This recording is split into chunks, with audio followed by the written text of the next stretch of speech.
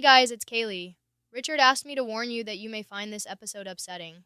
This interview contains content that some Bitcoin maximalists may find disturbing. I have faith in you, though.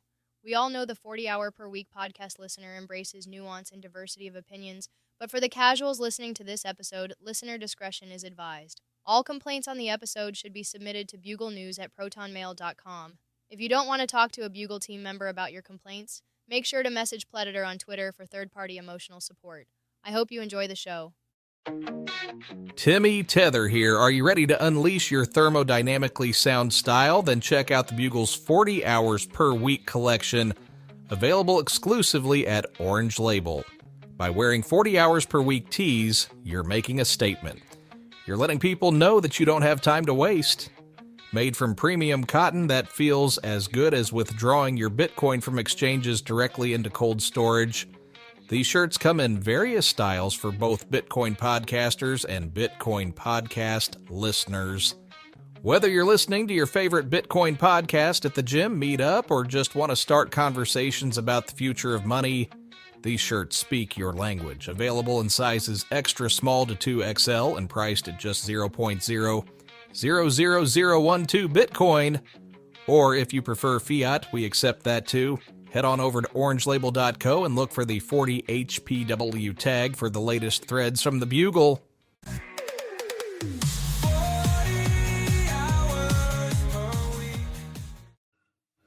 Welcome to this very special edition of Behind the Podcast. This is Richard Greaser tuning in. Joining me today is Erin Redwing and Rod Palmer as usual.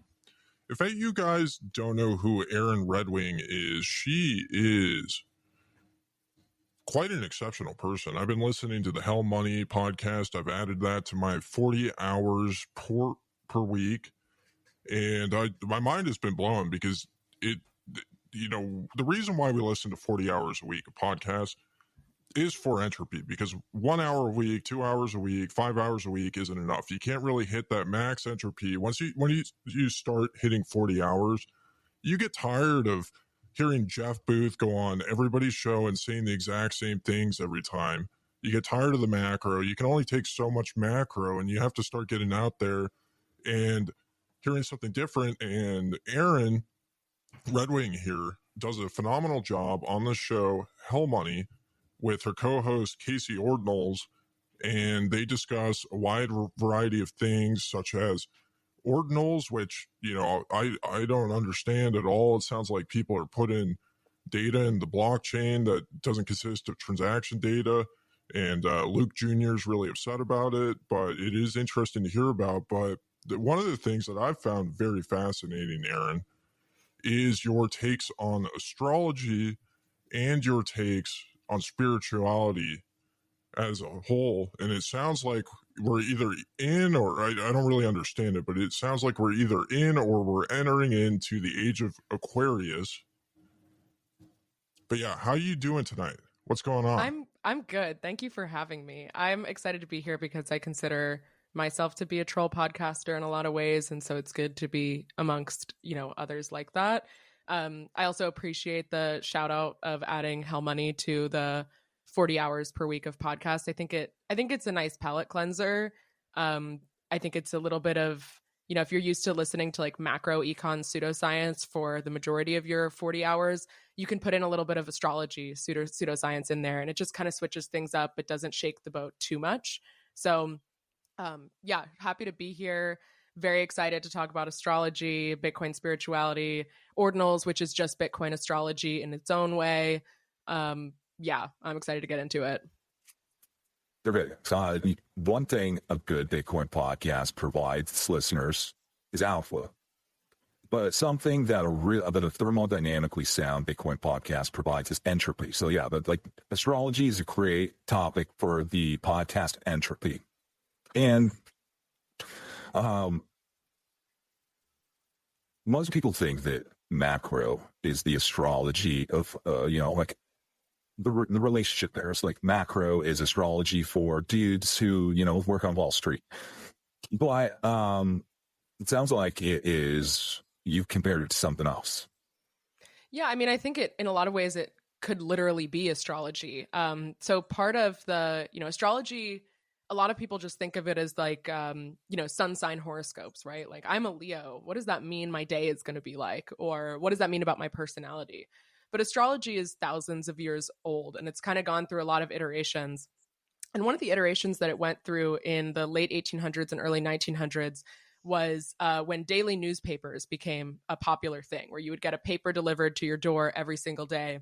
All of a sudden, all these newspaper companies needed content every single day. And so they were trying to find what sort of columns can have something that every single day there's something to say that people will want to read. And the three categories that they came up with was weather, economics, so like market forecasts for the day, and astrology. And that's how sun sign horoscopes were born. Like, we didn't do sun sign horoscopes until basically the 20th century. And it was essentially an invention of newspapers. And so the reason why I say some of economics may literally be astrology is that what that created was a bunch of media rooms where there were astrologers and economists working side by side, oftentimes dating and marrying and having social circles. And if you look at kind of like the econ bros that emerge, especially in the Bitcoin space, where people talk a lot about economic collapse and things aren't working, and let's look at history and see how we're repeating. A lot of the cycles that come out are literally astrological cycles. Like Ray Dalio has the 250-year cycle of empire rise and fall, which probably a lot of people are familiar with. That is literally the Pluto return cycle. The Pluto return cycle is 250 years exactly. There's another plot. Maybe I'll send it to you guys. I don't know if you have like, if I can get like documents in here for your viewers to look at. But there's another one that looks at different cycles in economics, and the cycles are 84 years, 165 years, and 250 years, which is the Uranus, Neptune, and Pluto cycles, respectively. And so the they're not fourth turning, said that fourth turning is astrology. Fourth turning is the Uranus return cycle, approximately 80 years. And so, I don't really know if these people that publish these things explicitly know that they're astrology. I think it's possible that the economic models that they're using have just slowly integrated astrology, probably just from that genesis of working with astrologers in media from, early 1900s. But in a lot of cases, like, the reason why I affectionately referred to economics as pseudoscience is because it is like trying to model fit without a real plausible mechanism, which is what astrology does, right? It's like the study of cycles, trying to pattern match, and then saying this will happen because it happened before. And I think like the two fields, I mean, it's just like a whatever, econ BF, astrology GF, like it's a perfect dialectic between men and women. And I think that's ultimately why when I meet people in Bitcoin, which are primarily men, if they have their wives with them, their wives are like totally tuned out until I say, I'm a Bitcoin astrologer. And then all of a sudden they're like, you're a Bitcoin astrologer? I'm a Taurus and he's a Capricorn. What does that mean? And I'm like, oh, well, Bitcoin's a Capricorn too. That maybe is why he likes it. And like all of a sudden their wife is so much more interested in this thing that probably he's been trying to get her into for the last 5 to 10 years. And so I don't know, astrology brought me to Bitcoin. That was what got me into Bitcoin in the first place. And so it felt natural for me to just kind of go into that niche and make content around that, because that feels like my bread and butter. And also Bitcoin people are so culty that I feel like they kind of need something to grab onto that's not just like Sailor, So a lot of our listeners, they have a problem. They're orange cells. A lot of the guys who listen to a lot of macro, they're libertarians, but they're orange cells, which means, they're really struggling to orange pill anybody. Definitely can't orange pill their girlfriends, and they're very frustrated with it. But these are also like the people that are most likely to be, somebody who makes fun of astrology or thinks that it's bullshit. But maybe if they knew like the compatible signs and they like narrowed their orange pilling to like, if they're an Aries, like they would try to orange pill, a compatible sign, maybe they'd find that they had more luck. Yeah, I mean, I think if they just, if when they were trying to explain to their wives, girlfriends, prospective lovers, whatever, if they said, Bitcoin's actually really interesting because it has an exact birth time, so you can do really precise astrology on it. And I think that's really cool. I'm not into it personally, but I know some people that are. Like, I think that might do a lot more to get someone, particularly a woman you're interested in, to it's like better bait, Women are always interested in the boring details. So to teach your girlfriend or your wife the boring details, and that's how like maybe she'll get into Bitcoin. Yeah, exactly. You got to hook them, you know? Well, I think, yeah, so when you're thinking of an orange cell, you're thinking of a guy, you know, it goes on a Tinder date or a Hinge date, right? And about 5 minutes into the date, they're already trying to explain Michael Saylor's explanation of thermodynamics, right? And the woman's sitting there and they're like, this guy is an idiot. Dennis Porter and Michael Saylor don't make me horny. It might make them horny, but it's not my thing. Do you think that it would be more productive for men on a first date, instead of explaining some esoteric aspect about Bitcoin to that woman in the first 5 minutes, to open up with what their astrology sign is and to do a little bit more research on that? Oh, for sure. I mean, just on a very basic level, beyond Bitcoin, like I think astrology is like a super easy topic of conversation with people. I actually like astrology as a filter for people, mostly because I think it weeds out people that are closed-minded for no reason. I've very rarely, if ever, met people that hate astrology that actually know about it at all. I was actually an astronomer before I was an astrologer. It's kind of a weird story. Like I was doing my PhD in planetary science when I got into astrology, and I ended up dropping out of that and kind of going full-time in astrology. But I lived a double life for quite a long time. And astronomers are some of the most antagonistic people to astrology. And it's very strange to me because they're not in conflict. Like astrologers aren't trying to explain the structure of the universe, right? They're just sort of trying to ascribe meaning to it. And they like when there are new astronomical things found. Like they just sort of add it to their lore and it's fun for them. But I think what happens with astronomers is like they get it in their head that in some way this is competing with them, or maybe they've told people, oh, I'm an astronomer, and the person says, oh my God, I'm a Gemini, and that like pisses them off for some reason. But in any case, like they're the most triggered antagonistic people towards astrology, like in general, that I've had to deal with, and I had to deal with them for many years. And so I've kind of developed there's nothing that phases me that someone can say about astrology. Like I don't care if it's fake at this point. I've kind of like I've said everything to myself. I've tried to investigate it from a logical, empirical perspective as much as I can, and I can't help but believe in it. It's like a mind virus, just like Bitcoin.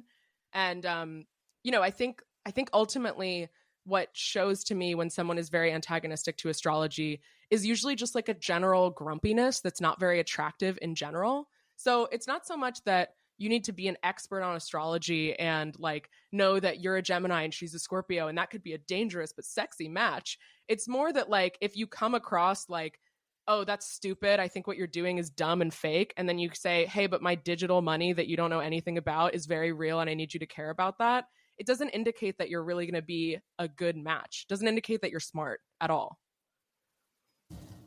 Yeah, I mean, it's what do you do to these people that dislike astrology and very low information people? Do you tell them to have fun staying poor? Do you have like a whole bunch of memes up your sleeve that you throw at them?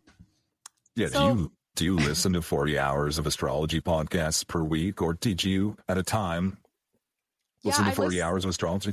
I listen to more astrology content than I do Bitcoin content. That's part of why I started a Bitcoin podcast, because I thought that there was a missing niche for a Bitcoin podcast just like mine. Everybody should, every Bitcoin podcaster feels. And you're right. But yeah, I definitely am more on the astrology side of things. Well, Ordinals sort of changed that because Ordinals was unexpected. All of a sudden I was at the center of an ecosystem where I went on Bitcoin Twitter and everyone was like talking about Casey, and that was a very weird experience. But before that, I was like much more on astrology internet than I was on Bitcoin internet, because Bitcoin internet's very boring in a lot of ways. But honestly, like in terms of dealing with astrology haters, as I said, like I was a trained scientist, I was an astronomer. I have already done all of the breaking down of why it's fake. And it's like, I just still don't care. I have a lot of reasons why I think it's real, but ultimately they all boil down to belief, not to something that could be empirically tested. And so it does kind of just become a situation where I think when people hate astrology, they're expecting someone who's not me on the other side of that. And so it's just like, it becomes like a weird argument where it doesn't quite match up with their expectations in a way that throws them off. Would you say that there's more scammers and grifters in Bitcoin or in astrology? Oh, that's a great question. Certainly Bitcoin. I mean, now, I came from the Bitcoin maxi side of things originally. But now with Ordinals, I'm much more exposed to crypto. Obviously, there's way more scammers and grifters in crypto, but it's shocking to me how many people are kind of outright sociopaths in a way that's, I don't know. It makes sense, right? I guess like it's incentive, kind of antagonistic environment, but astrology is much more people are just like into it and want to talk about it. That being said, I think most people have had the experience of meeting some spirituality person who just looks completely dead behind the eyes and like seems like they have literally no soul. And I do think that spirituality topics in general attract people who have really dark pasts that want to like spiritually bypass that and be forgiven. So on the extreme end, there might be more sociopaths like scammer, grifter, whatever in astrology. But I would say as a general rule, astrology people are much more like intuitive noticers that just want to like observe phenomena and track them to a pattern, Makes sense. Yeah. Well, the way that I came to believe in astrology and become interested in it is because it's biblical. The Bible says astrology is real. And this is one of the things that I found really kind of strange is that I feel like a lot of people that are the biggest critics of astrology are staunch Christians in a lot of ways. And, the reality is, if there's anybody listening, like Luke Jr., for example, he probably doesn't really care he doesn't like ordinals. He doesn't like astrology. But it's like, Luke, if you read the Bible and you read about the birth of Jesus, which you should do every Christmas, and you probably do it with your family, you probably have your 25 kids sitting down and you're reading them the story of Jesus being born in the manger. Guess who showed up to the party? The astrologers showed up. The astrologers, the three wise men. Exactly. So the three wise men following a star to the birth of Jesus Christ. Yeah. I mean, that was the beginning of the age of Pisces. So you mentioned earlier that we're in this like transition into the age of Aquarius. So the ages are the longest cycle in astrological time. They're 2,000 years approximately. And that's the precession of, how Earth is not, it's hard for me to gesture while also staying in front of the mic. Earth's rotation is not purely up and down. It's like at an angle, right?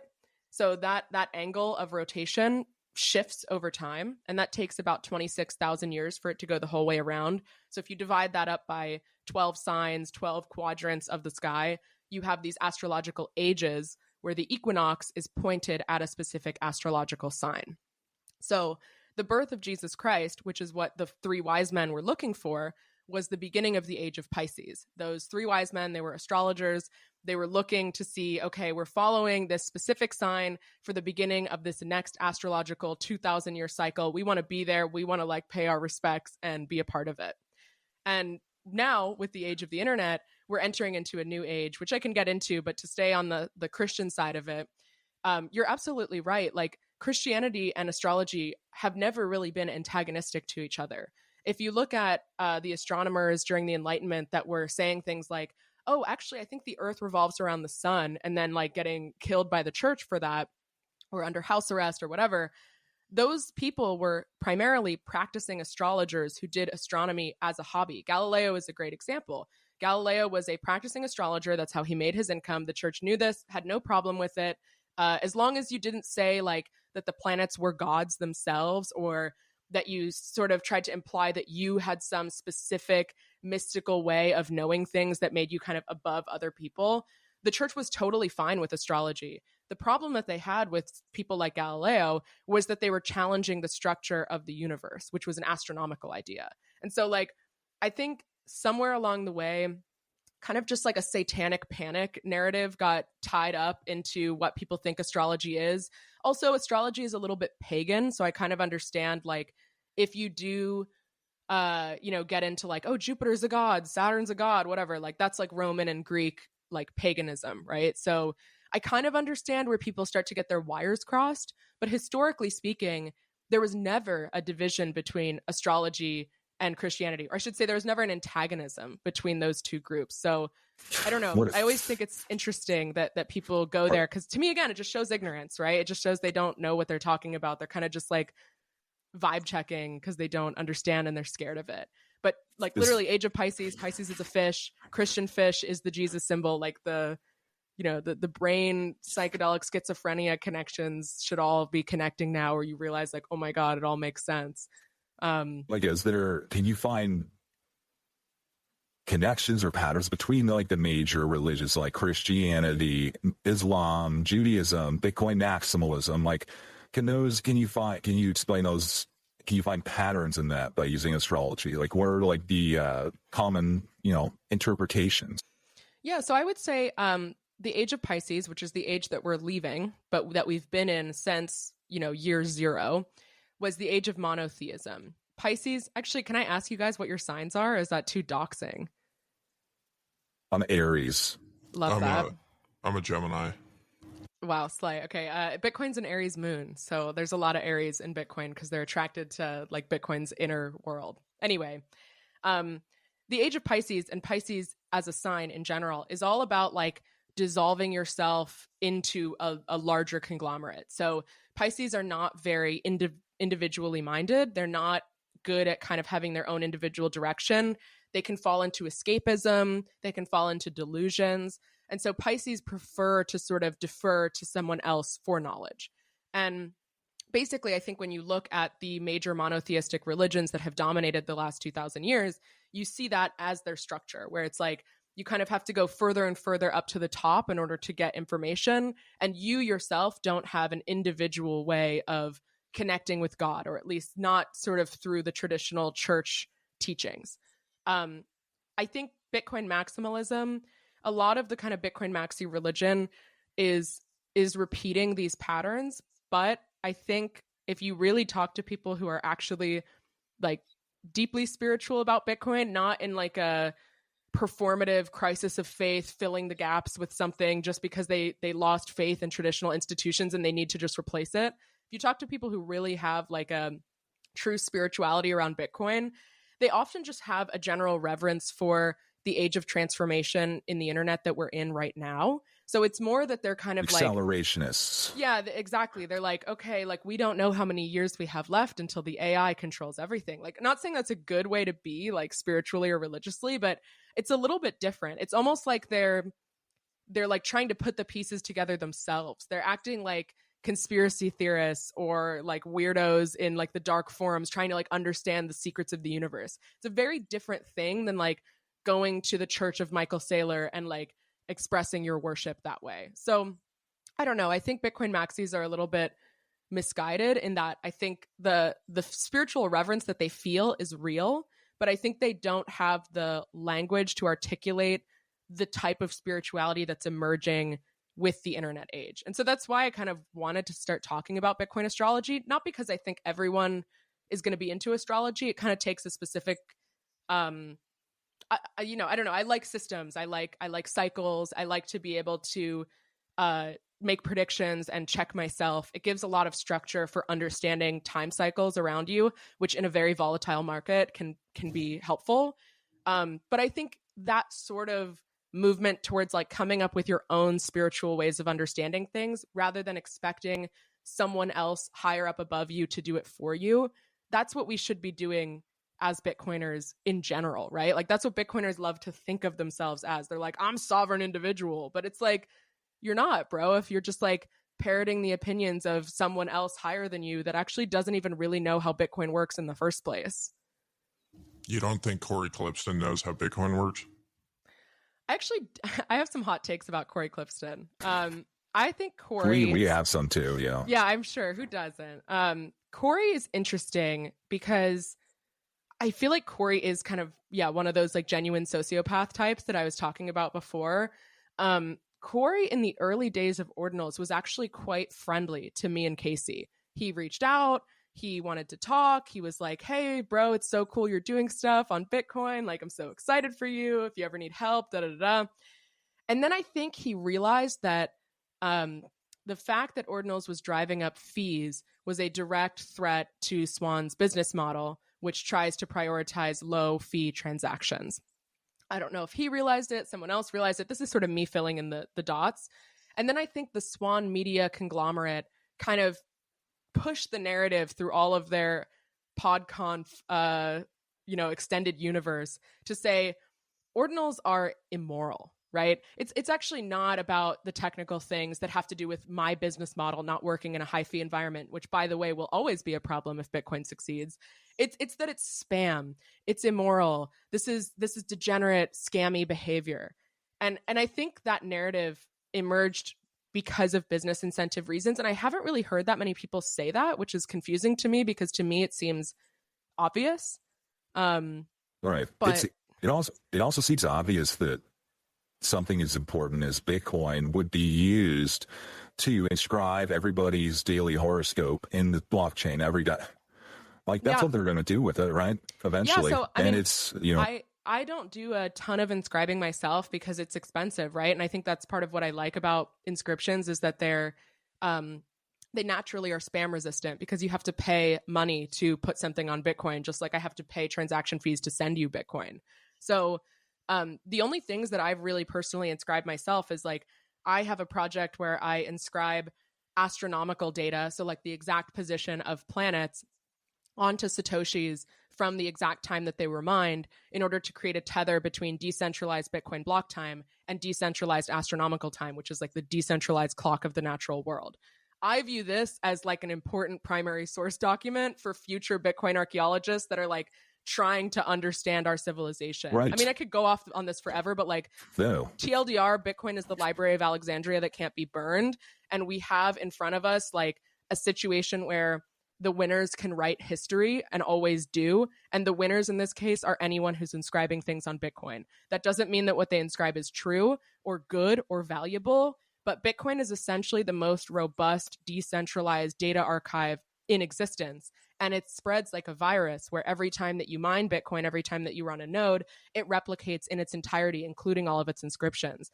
And so if you think about like, what is a permanent online document that will outlive me, you, maybe our kids, whatever, it's probably going to be Bitcoin with all of those inscriptions on it. And that's probably going to be the way that if you imagine like thousands of years in the future, like archaeologists like digging up a Bitcoin node, trying to understand our civilization, they'll be like, oh my God, I guess this little frog was their god. Like they seem to really love this little frog, you know? No. So I don't understand why you wouldn't be excited by that if you're into Bitcoin, you know? That's what I mean. Like that costly use, like everybody talks about the reason that ordinals and inscriptions are important. Or this is, one of the early arguments, but it's still one of the underlying arguments is that shitcoins, like now you can have an NFT on this chain or that chain with this bridge or that bridge, but the most valuable ones are going to come back to Bitcoin. So people are going to know that the most valuable horoscopes are going to be inscriptions. It's not going to be in the newspaper. It's not going to be in the New York Times. That's for sure. It's not going to be on Ethereum. The most like people are going to tune in to the horoscope on Bitcoin because that's the most signal.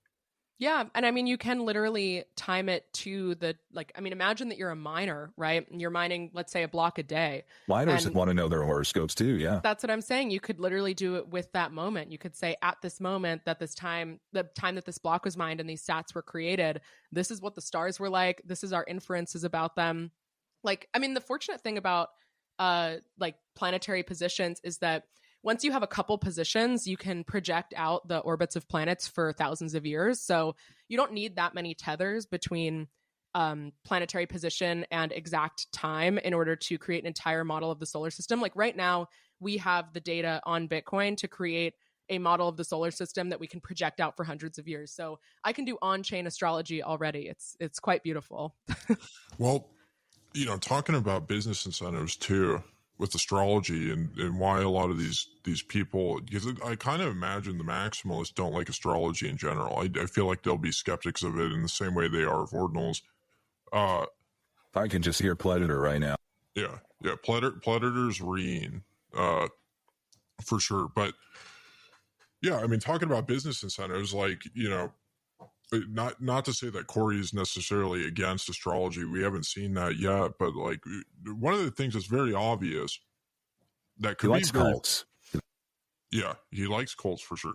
But one of the things that is very obvious is if we have more Bitcoin astrologers out there, we're going to get more women in Bitcoin. And if there's more women in Bitcoin, it means the orange shells are going to find girlfriends. And if the orange shells find girlfriends, they're not going to be as horny for Michael Saylor and for it's going to be bad for the MicroStrategy price. It's going to really cut into their 40 hours a week that they need to be clocking in at the Bitcoin podcast mines. You know what I mean? It's not good. Right. A lot of people are going to get girlfriends there and stop listening to podcasts, and we're going to lose a lot of really good simps. Yep. Yeah, it's a shame. I mean, but honestly, Ordinals events have much more. I mean, so I'm kind of the perfect. I'm the PodConf connoisseur here in that, like, I'm a Bitcoin podcaster and I host Bitcoin conferences, so I really am doing it all. And the conferences that I host are all Ordinals conferences, and the gender ratio is way better. And part of that is because I have this like esoteric astrological bend in all the things that I do, and so that's kind of the audience that I attract. But part of it is that because it's like it's art and culture. Like, art and culture is inherently more interesting to women than economics and you telling me that Bitcoin's literally a battery, you know, like it's just content wise, it's a totally different environment. So I don't know, come to an Ordinals conference. You might meet a GF who at least understands Bitcoin like 30%, you know? What's the gender ratio look like? I would say it's probably like 30-70, maybe 35-65. Yeah, it's better. I mean, I went to BitBlock Boom in 2021 or 2022. I don't remember.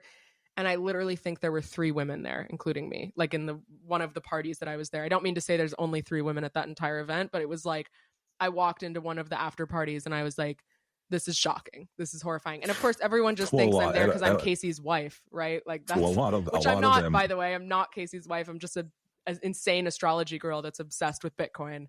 A lot of the women at BitBlock Bloom, though, to be fair, late at parties, they're a little too old to be asleep. They're back at the motel. That's true. So that's true. That's why that's not a fair. I would say that's just to set the context. Yeah. As a conference organizer with a little bit more reasonable gender ratio, like, how do you deal with the logistical issues of the bathroom lines? Because I know a lot of the women that I talk to that go to BitBlock Boom, the Bitcoin Magazine conference, like one of the things that they're really happy about, like they don't want the gender ratio to improve. One, because their dating stock value is a lot higher when everybody's walking around with their PodConf goggles on. But then they also feel like VIPs because they get to walk into the bathroom and they don't have to wait in line. Like, does that present any issues for the attendees having to wait in line for the bathroom when they want to hear somebody talk on stage? Yeah, it's interesting. I mean, crypto in general has a better gender ratio than Bitcoin does. Like if you go to something like ETH Denver, for example, it's almost maybe not 50-50 because there's like corporate crypto is probably still very, very male dominated. But like once you get into kind of like Web3 world, there's a lot of people that are thinking like, oh, we're going to make NFTs for makeup. Or like, we're going to make NFTs for luxury fashion items. And so there's kind of all these weird things that draw contingencies of women in. And Ordinals, primarily the women in Ordinals, are crypto women that are learning about Bitcoin for the first time. So for them, I think it's still quite an upgrade in terms of bathroom line experience. I hope they don't go to a normal Bitcoin conference and then stop coming to my Ordinals conferences because they realize how good they could have it. But yeah, honestly, Ordinals, I would say, was more of an onboarding crypto people to Bitcoin rather than like Bitcoin people getting into Ordinals, which was a surprise for me when Ordinals kind of took off. Very interesting. We had one of our buddies in Telegram. He wanted me to ask. He's an orange cell, and he wanted me to ask, do you think that I have to focus on orange pilling a woman around age 30 or 31 when she's going through her Saturn return? Do you think like if I don't hit that window, like she's expired, she's not going to be orange pilled? That's a really good question. Yeah, so for those of you who aren't familiar, the Saturn return is a really important astrological cycle that happens in your late 20s to, it's like age 27 to 30, depending on where Saturn is in your chart. And that time, I sort of consider it to be like the actual beginning of true adulthood, where it's like, if you've totally fucked around in your 20s and like not done work on yourself and not built anything for yourself, you hit 30 and you're like, fuck, what am I doing with my life? This is awful. And it's a terrible experience. Alternatively, if you've like been trying really hard and it seems like nothing is breaking through, whatever, you reach your Saturn return, and Saturn is the ruler of karma. So you kind of become rewarded for the hard work that you've put in. So in terms of like, I think orange pilling, it's probably good to orange pill before or during the Saturn return. Because I think, I don't know if that's like an idea that I think has to hit you relatively early that you can gravitate to. I also think, it's like the Saturn return has a financial bend to it as well, where it's like, have you done financially well during your 20s? In which case, like, you get promoted, you have financial stability, you buy a house, whatever. Or have you just like squandered all your money and you're like living with roommates in your 30s and whatever? So I feel like if she's averse to being orange pilled at or before that time, it's probably not a great like money manifesting vibe. Like, you want a woman who like is able to like get into that money abundance mindset. You know what I mean? So right. Do they have like apps or trackers so you can find out when like a woman is in her like astrological cycle that's like most fertile for orange pilling? For orange pilling specifically. Yeah, in this window. Yeah, in this window. You want to orange pill in this window, right? I feel like it's a little bit more about her compatibility with Bitcoin. That's the way I would think about it. So Bitcoin has a natal chart because Bitcoin was the first Bitcoin block, the Genesis block. I consider that to be the birth of Bitcoin. The white paper was like the conception. And then, it gestated for a couple months, and then it was born on January 3rd, 2009. And the cool thing about Bitcoin astrology is that because you have that exact time of the first block being mined, you can do really exact astrology on Bitcoin. You don't know its location of birth, so that confuses a couple things, but it's not super important. And so because of that, you can look at like a woman's chart relative to Bitcoin, and you can see if they have synastry. So for example, Rod, you're an Aries. Bitcoin is an Aries moon. I find that a lot of times Aries are attracted to Bitcoin because Bitcoin has this like deep Aries sort of fighter vibe to it. And so like, I think maybe what might be more productive is if you break down Bitcoin's chart, which a seasoned Bitcoin astrologer could do this for you. Also, you can get an Bitcoin astrology reading and you can see your compatibility, or a woman that you're interested in her compatibility with Bitcoin. You can identify like, oh, okay, her Mercury is conjunct Bitcoin's Saturn. So Bitcoin as a store of value is going to be an idea that communicates to her. Or, Bitcoin in the Aries moon case, maybe she's an Aries sun, Bitcoin's an Aries moon. Bitcoin's fighter spirit is gonna speak to her because she also has that fiery spirit. So what I would say is like, maybe, get a Bitcoin astrologer an expert to look at a chart for you, and then you can see what the in is. And also, if you tell a girl, hey, can I get your like time and place of birth because I really want an astrologer to look at our synastry, that's already like plus 2 or 3 points with her. So I think that alone is a really good move. Definitely. So I want to talk about ordinals. I don't really know anything about ordinals. I've never touched an ordinal. At least, I don't know, maybe somebody sent me a rare sat or something and I have no idea. But to me, all Bitcoin's fungible in the way that I use it, just because out of ignorance, not necessarily out of any preference or ideology. I don't know how to. It's super simple, honestly. I think the problem that people have is that they mix up ordinals and inscriptions. So you have touched an ordinal if you've ever custodied Bitcoin, because all an ordinal is a unique identifying number for a Satoshi. So if you imagine the first was touching people's ordinals at the last Bitcoin conference. Everyone's touching ordinals. I'm touching your ordinals. You're touching my ordinals. We're all touching ordinals all the time. But you may have never touched an inscription. That's possible. So basically all ordinals is like serial numbers for Satoshis. So if you start at the first Bitcoin block, which mined 50 Bitcoin, the first Satoshi is SAT 0, ordinal number 0. And then whatever, there's however many 100 million Satoshis in a Bitcoin. So it's like 50 times 100 million. That ordinal number was the last one. Or maybe it was -1. So it's like 4999999, whatever. Those are those ordinal numbers. Then you mine the next block and you get 50 blah, blah, blah, blah, blah to 99999 ordinals. And you keep going all the way to 2140 when the last sat is mined. And then you basically just have an ordering scheme for Satoshis. And the way that ordinal theory works is because Bitcoin has this UTXO model where I have my UTXO, which has my sats in it. I send you maybe half of those sats. And so half approximately of those sats come back to me. There's like a little bit taken off from the miner. If I take the sats that I sent you and I trace them back all the way back to the block that they were first born in when they were mined, I can then find their ordinal number. And so essentially it's just an algorithm for tracking every Satoshi based on its like birth order, essentially.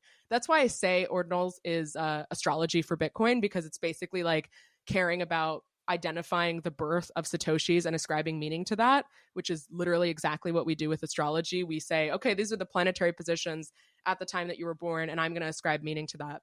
And when you talk about things like uncommon sats, rare sats, whatever, those are sats that are interesting for arbitrary reasons. The arbitrary reasons are, let's say it's the first sat in a block, or it's the first sat after a difficulty adjustment. So that's uncommon and rare.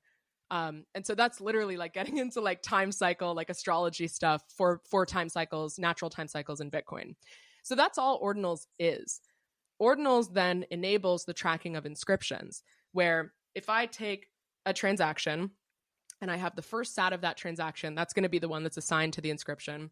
I have a transaction, and in that transaction, I put in a monkey JPEG, or I put in a Pepe image, or whatever. And in that transaction is now put on Bitcoin forever. And the first sat in that transaction becomes the identifier, the tracking piece for that inscription. So then when I transfer that ordinal around, everyone has the consensus. It is a social hallucination, by the way. Like, it's totally like social consensus. You have to believe in ordinal theory in order to be into inscriptions as tradable assets. But let's say that you believe in ordinals, you subscribe to the collective consensual hallucination, and you basically then, after you've inscribed content on that first sat, you can then transfer that sat around, and that's how you trade the inscription. The inscription lives on Bitcoin. The inscription isn't moving around. You're just trading the tracker. So it's probable, if not like, yeah, it's probable that you haven't ever had inscriptions in your wallet, because I don't think a ton of them are floating around. Some of them get spent to fees or deposited into exchanges. Like, it does happen. But in general, I would say we're still at a phase of ordinals where like it's not entirely just like junk floating around. But I dream of a day where, you know, you're like doing some crazy high fee transaction between like the Bank of China and the Bank of the United States. That's like insane high fee transaction. And you just see some like really explicit Pepes like spent in that transaction as a part of it. And then you can like read the tea leaves of like, oh, what did it mean that this one had 4 Pepes in it? You know, very auspicious. So you talk about like leaving this footprint or this mark in the time chaining culture, but like I'm thinking about somebody far in the future, they're looking back at the present time, and they're going to look and they're going to see the most important inscription, you know, that was birthed or, you know, tracked back to this point was President Trump's meme coin. He's the president of the United States. He's the first orange pilled president. He's got a big old picture of his orange hair. And like, that's the most important inscription. Like, how do you stand out from that when people look around that area and they start seeing somebody that's maybe telling the truth about that time and place, maybe not in conflict with whatever the biggest meme is, but, you know, just one of them's just going to be noise, and this one you can kind of count on to be the truth of what was going on. So I think, you know, what you're talking about is kind of like it's sort of a deeply philosophical question about how we decide on truth in general. Like, that's why I said earlier that, you know, the winners write history is like, that's kind of the story of history, is like, we don't really know what happened. We know a narrative that dominated that's sort of our canonical narrative. And I think like, if you look at inscriptions that way and you think of yourself as like an inscription archaeologist in the future, like there's going to be some weird sort of archaeology PhD students that are trying to understand like who was the real Trump. So for example, if you look at the first inscriptions, inscription 30, which is like very, very early on, is an image of Casey Ordinals dressed as Trump. which is the first image of Trump inscribed on Bitcoin. So I'm kind of curious if they're going to Oh my think that God. Trump created ordinals, or like Casey was Trump, you know, because like if you're just basing it off of like the historical record, that is the first image of Trump on Bitcoin. They're gonna blame whatever Trump does on Casey. It's gonna be Casey's fault. Yeah, and he might deserve it, you know. So right, it could all be fair in the end.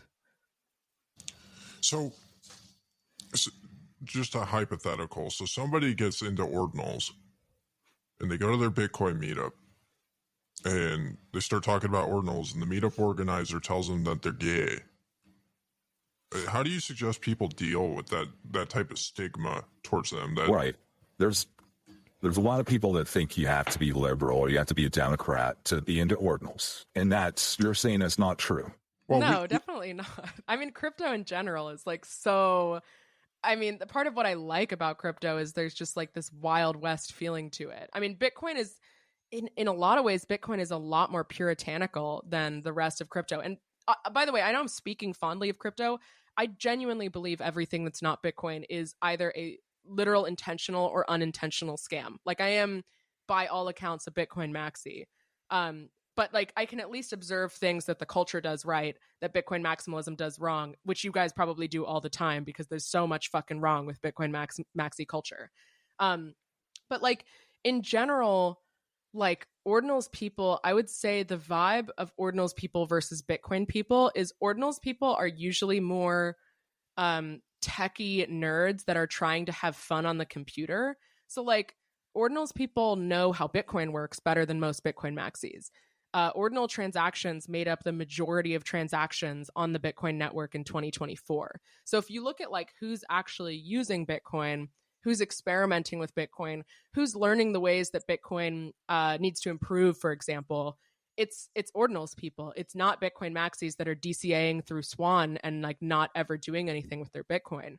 So to me, it's like, yeah, okay, if you go to a Bitcoin maxi meetup and you say you're into ordinals, they're probably going to shit talk you, but like they know so much less about Bitcoin than you do probably. So I don't know. Right. I feel like honestly Bitcoin maxis have a lot to learn from ordinals people, and I wish that they were more curious about Bitcoin. You know what I mean? Like Yeah. I think it's interesting. I think people come down to the realization here that the two people who know Bitcoin the best are, like you said, the Ordinals people and Feds. And people have to make a decision. Do they want to be an Ordinals person or do they want to be a Fed?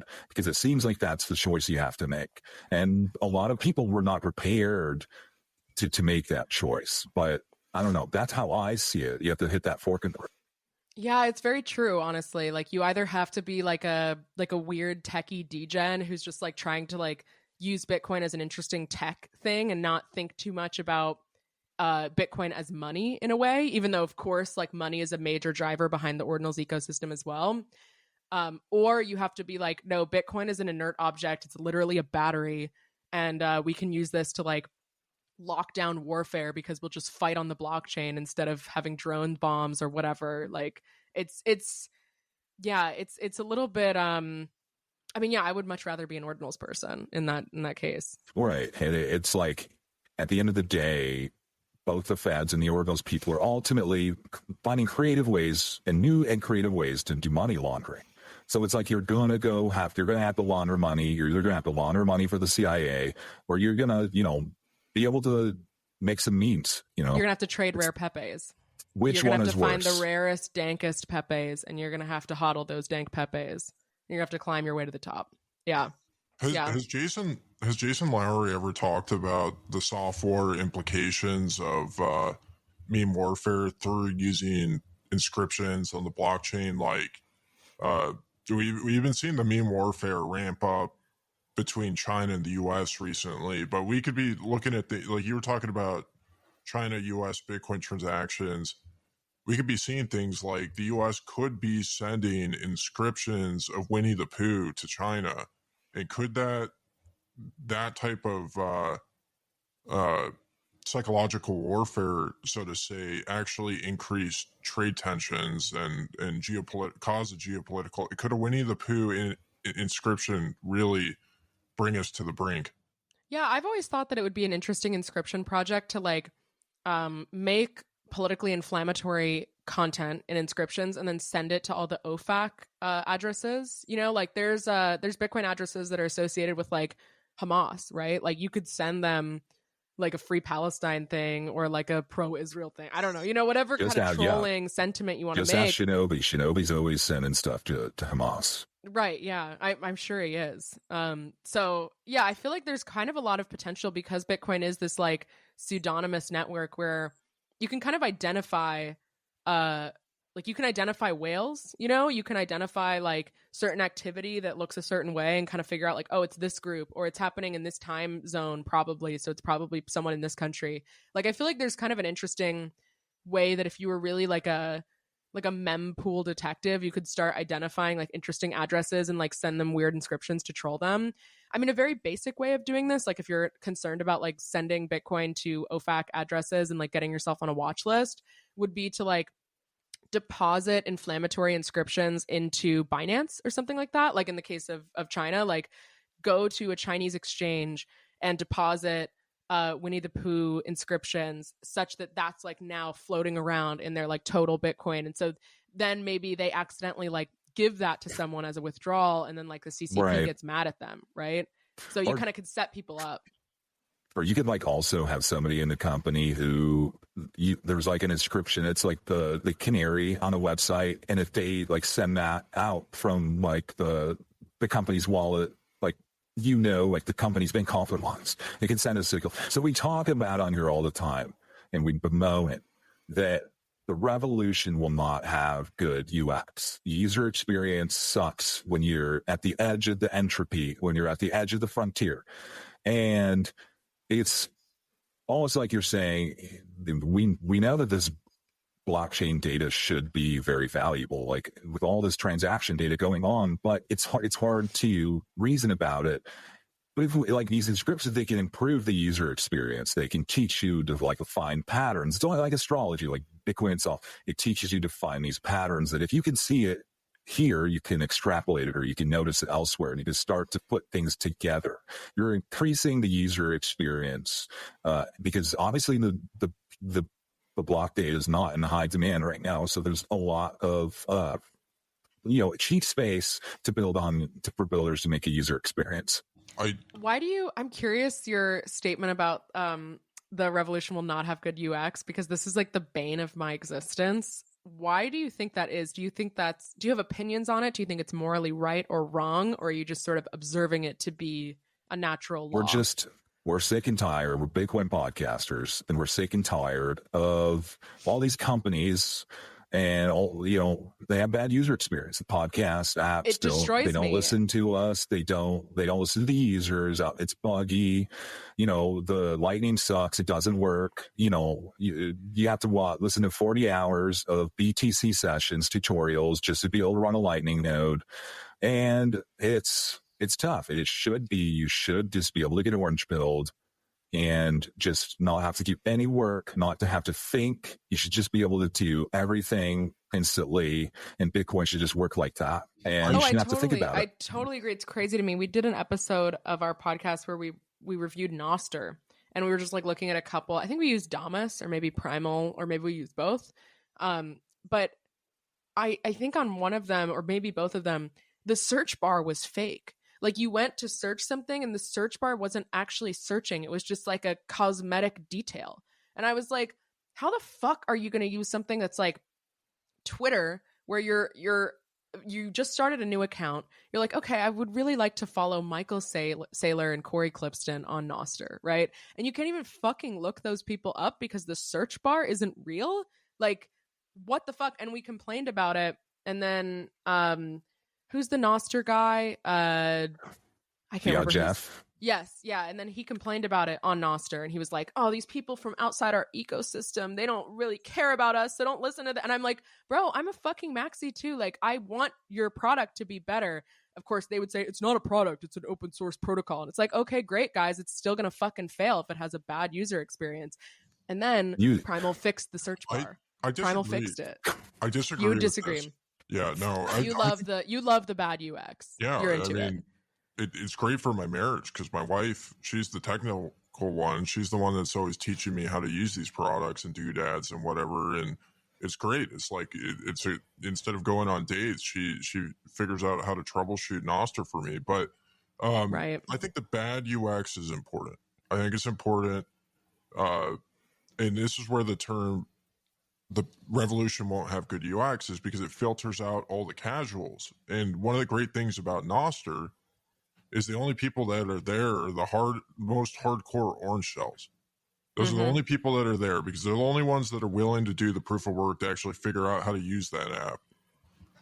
Right. And it's the very important stuff. We should make sure that like no one ever fucking uses Bitcoin except us DCAing at Swan.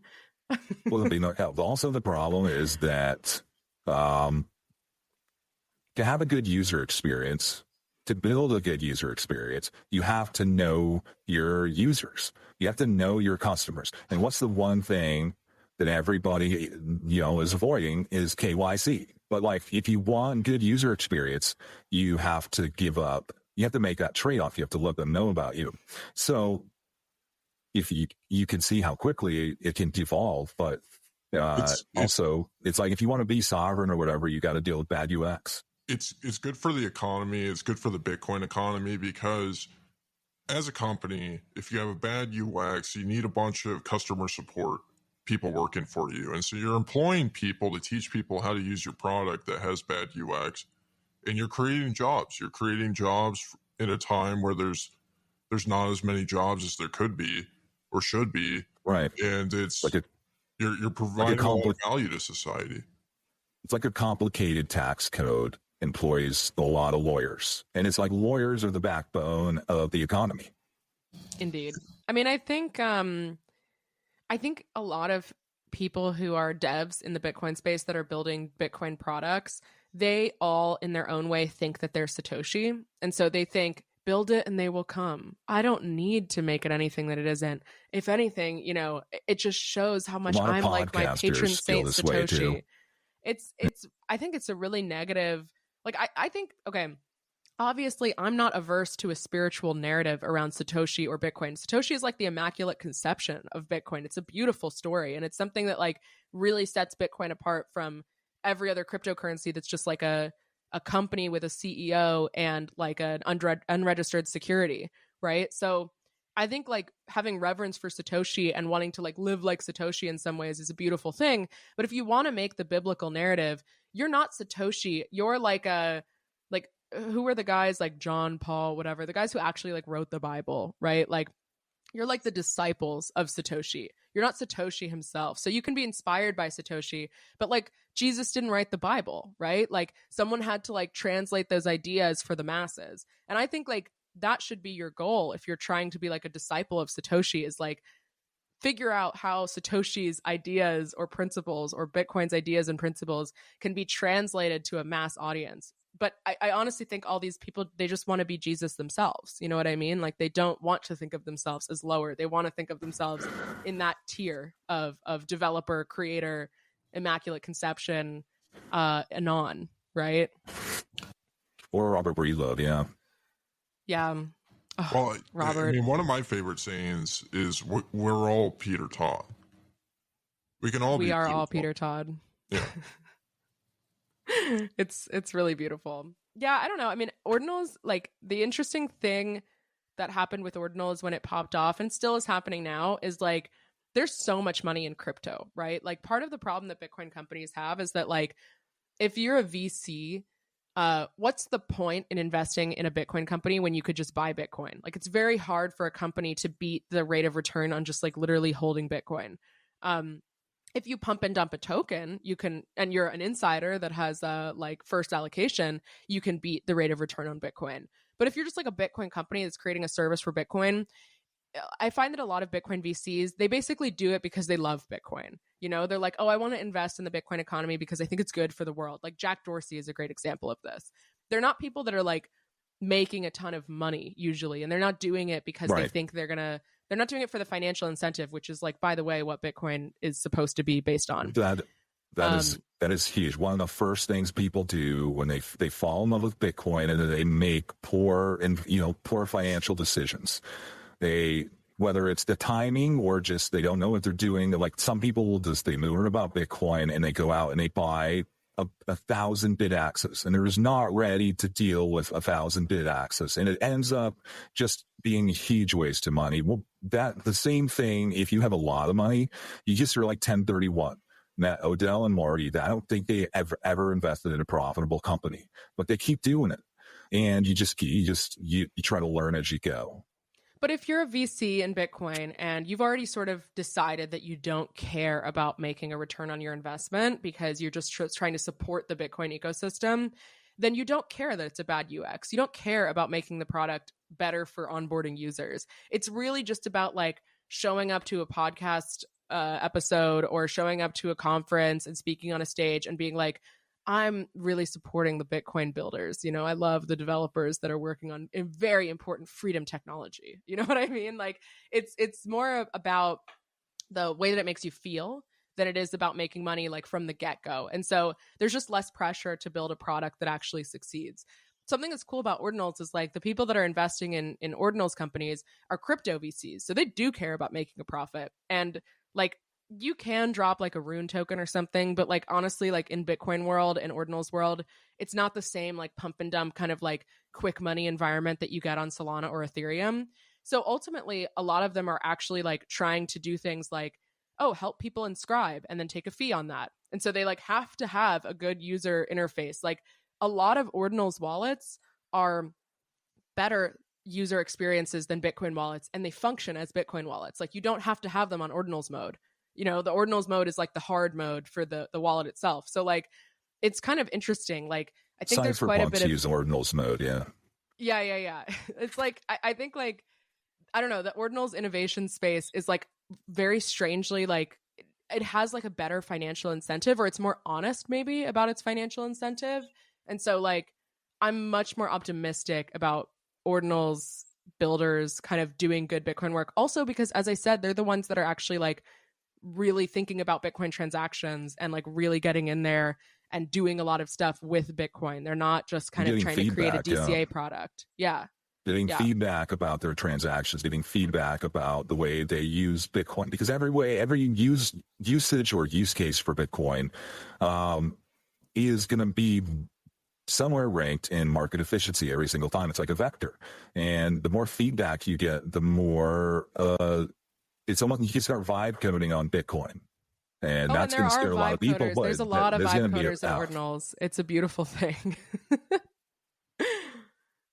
Yeah, I have honestly a lot of thoughts on social media also, because I came from the TikTok world, like in terms of content creation originally. So I'm like a TikTok maxi. I really feel like the most important thing that a social media needs to be is like attention grabbing and making a user want to use it. Like users don't actually care about being sovereign. They don't care about privacy. They don't care about their data at all. They only care about being amused and consuming. And so like, I really think like the Chinese have figured it out. And like, if we ban TikTok or try to fight against that, like we're really just fighting against excellence at the end of the day. And like, we need to just do better. Like Nostr needs to do better. Twitter needs to do better. Instagram, everything needs to do better. Otherwise, like the Chinese know how to create a docile population and they're going to beat us. I mean, last summer, TikTok picked a random, somewhat attractive, average Tennessee hillbilly rural girl and made her the most famous meme in the world, as big, maybe bigger than Donald Trump, at least in that moment, in like 72 hours. That's probably a pretty good way to orange pill people if you could get their attention on, with the TikTok that important. And then she launched a fucking meme token. Like that's what she did. She launched a fucking meme coin. Like it's everybody trying to combine their Ordinals with her. Yeah, exactly. Everyone was trying to get her to endorse their collection, Mm-hmm. Yeah, it's interesting because it's like she almost was there in a way. I mean, obviously it's like, okay, hawk to a token. There's many skips and jump between that and being like a Bitcoin maxi, but it's like she's engaging with crypto, right? Like that's something that's like unheard of for TikTok influencers, generally speaking. So it's like we're almost kind of there, but it's just like the pieces are not coming together. There's too many sociopaths in the way. Like it's just not fully clicking. It's like what do you think about Donald Trump? Because it seems like he is just drowning out, whether you like him or not. There's just like nothing that kind of is a bigger headline than what Donald Trump's doing or saying today. And sometimes it's funny, but there's a lot of important Bitcoin companies and podcasts that would like to get engagement and be able to advertise. We could have hyper Bitcoinization faster if we had more Bitcoin podcasts, and Donald Trump wasn't consuming all the headlines. Yeah, I mean, Trump is the biggest meme on the planet, right? So when Trump launched his token, which he did at the fucking crypto inaugural ball that I was at in DC, which was insane. He basically, like, in my opinion, ended the meme coin bull run with that. He's the biggest meme. There's nothing bigger than that. And he rugged the token in less than 48 hours by launching a Melania token immediately and thinking that somehow there was His an additional... wife ruined it. Yeah, His wife ruined typical, right? Like, somehow they thought that there was an additional $15 billion of liquidity to suck out of the market, and that wasn't just going to go directly from Trump token to Melania token. But in any case, like, I do think that essentially what happened over the last 8 months is Trump kind of hijacked the bull run, the crypto bull run, the Bitcoin bull run, whatever, as his own narrative. And then he kind of destroyed it in his own way.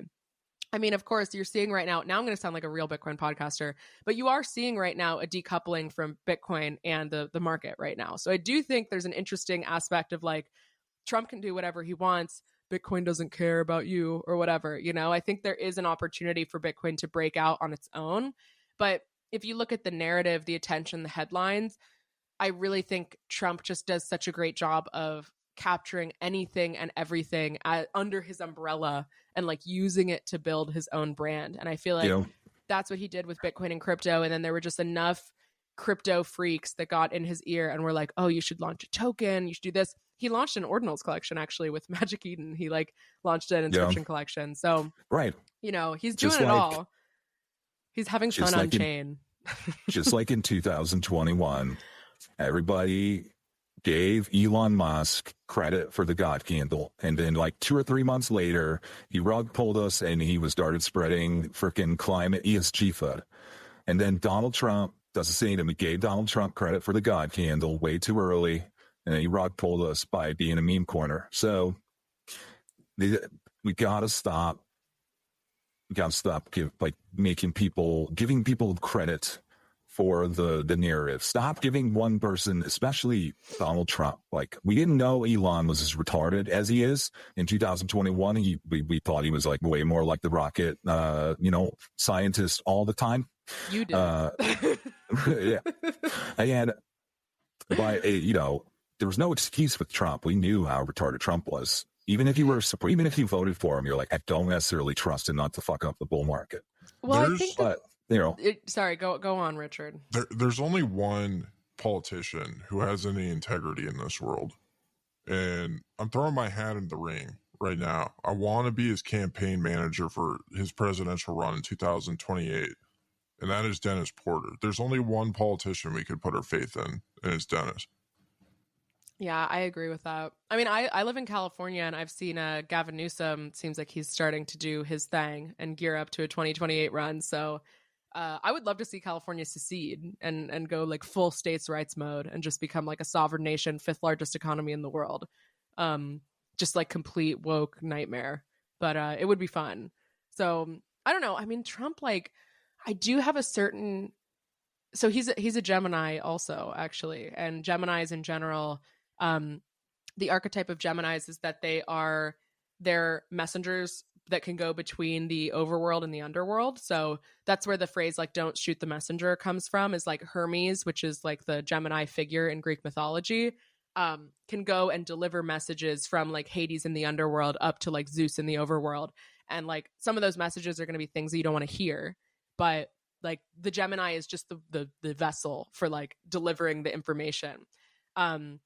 Kanye's a Gemini, Trump's a Gemini. Actually, Xi Jinping is also a Gemini.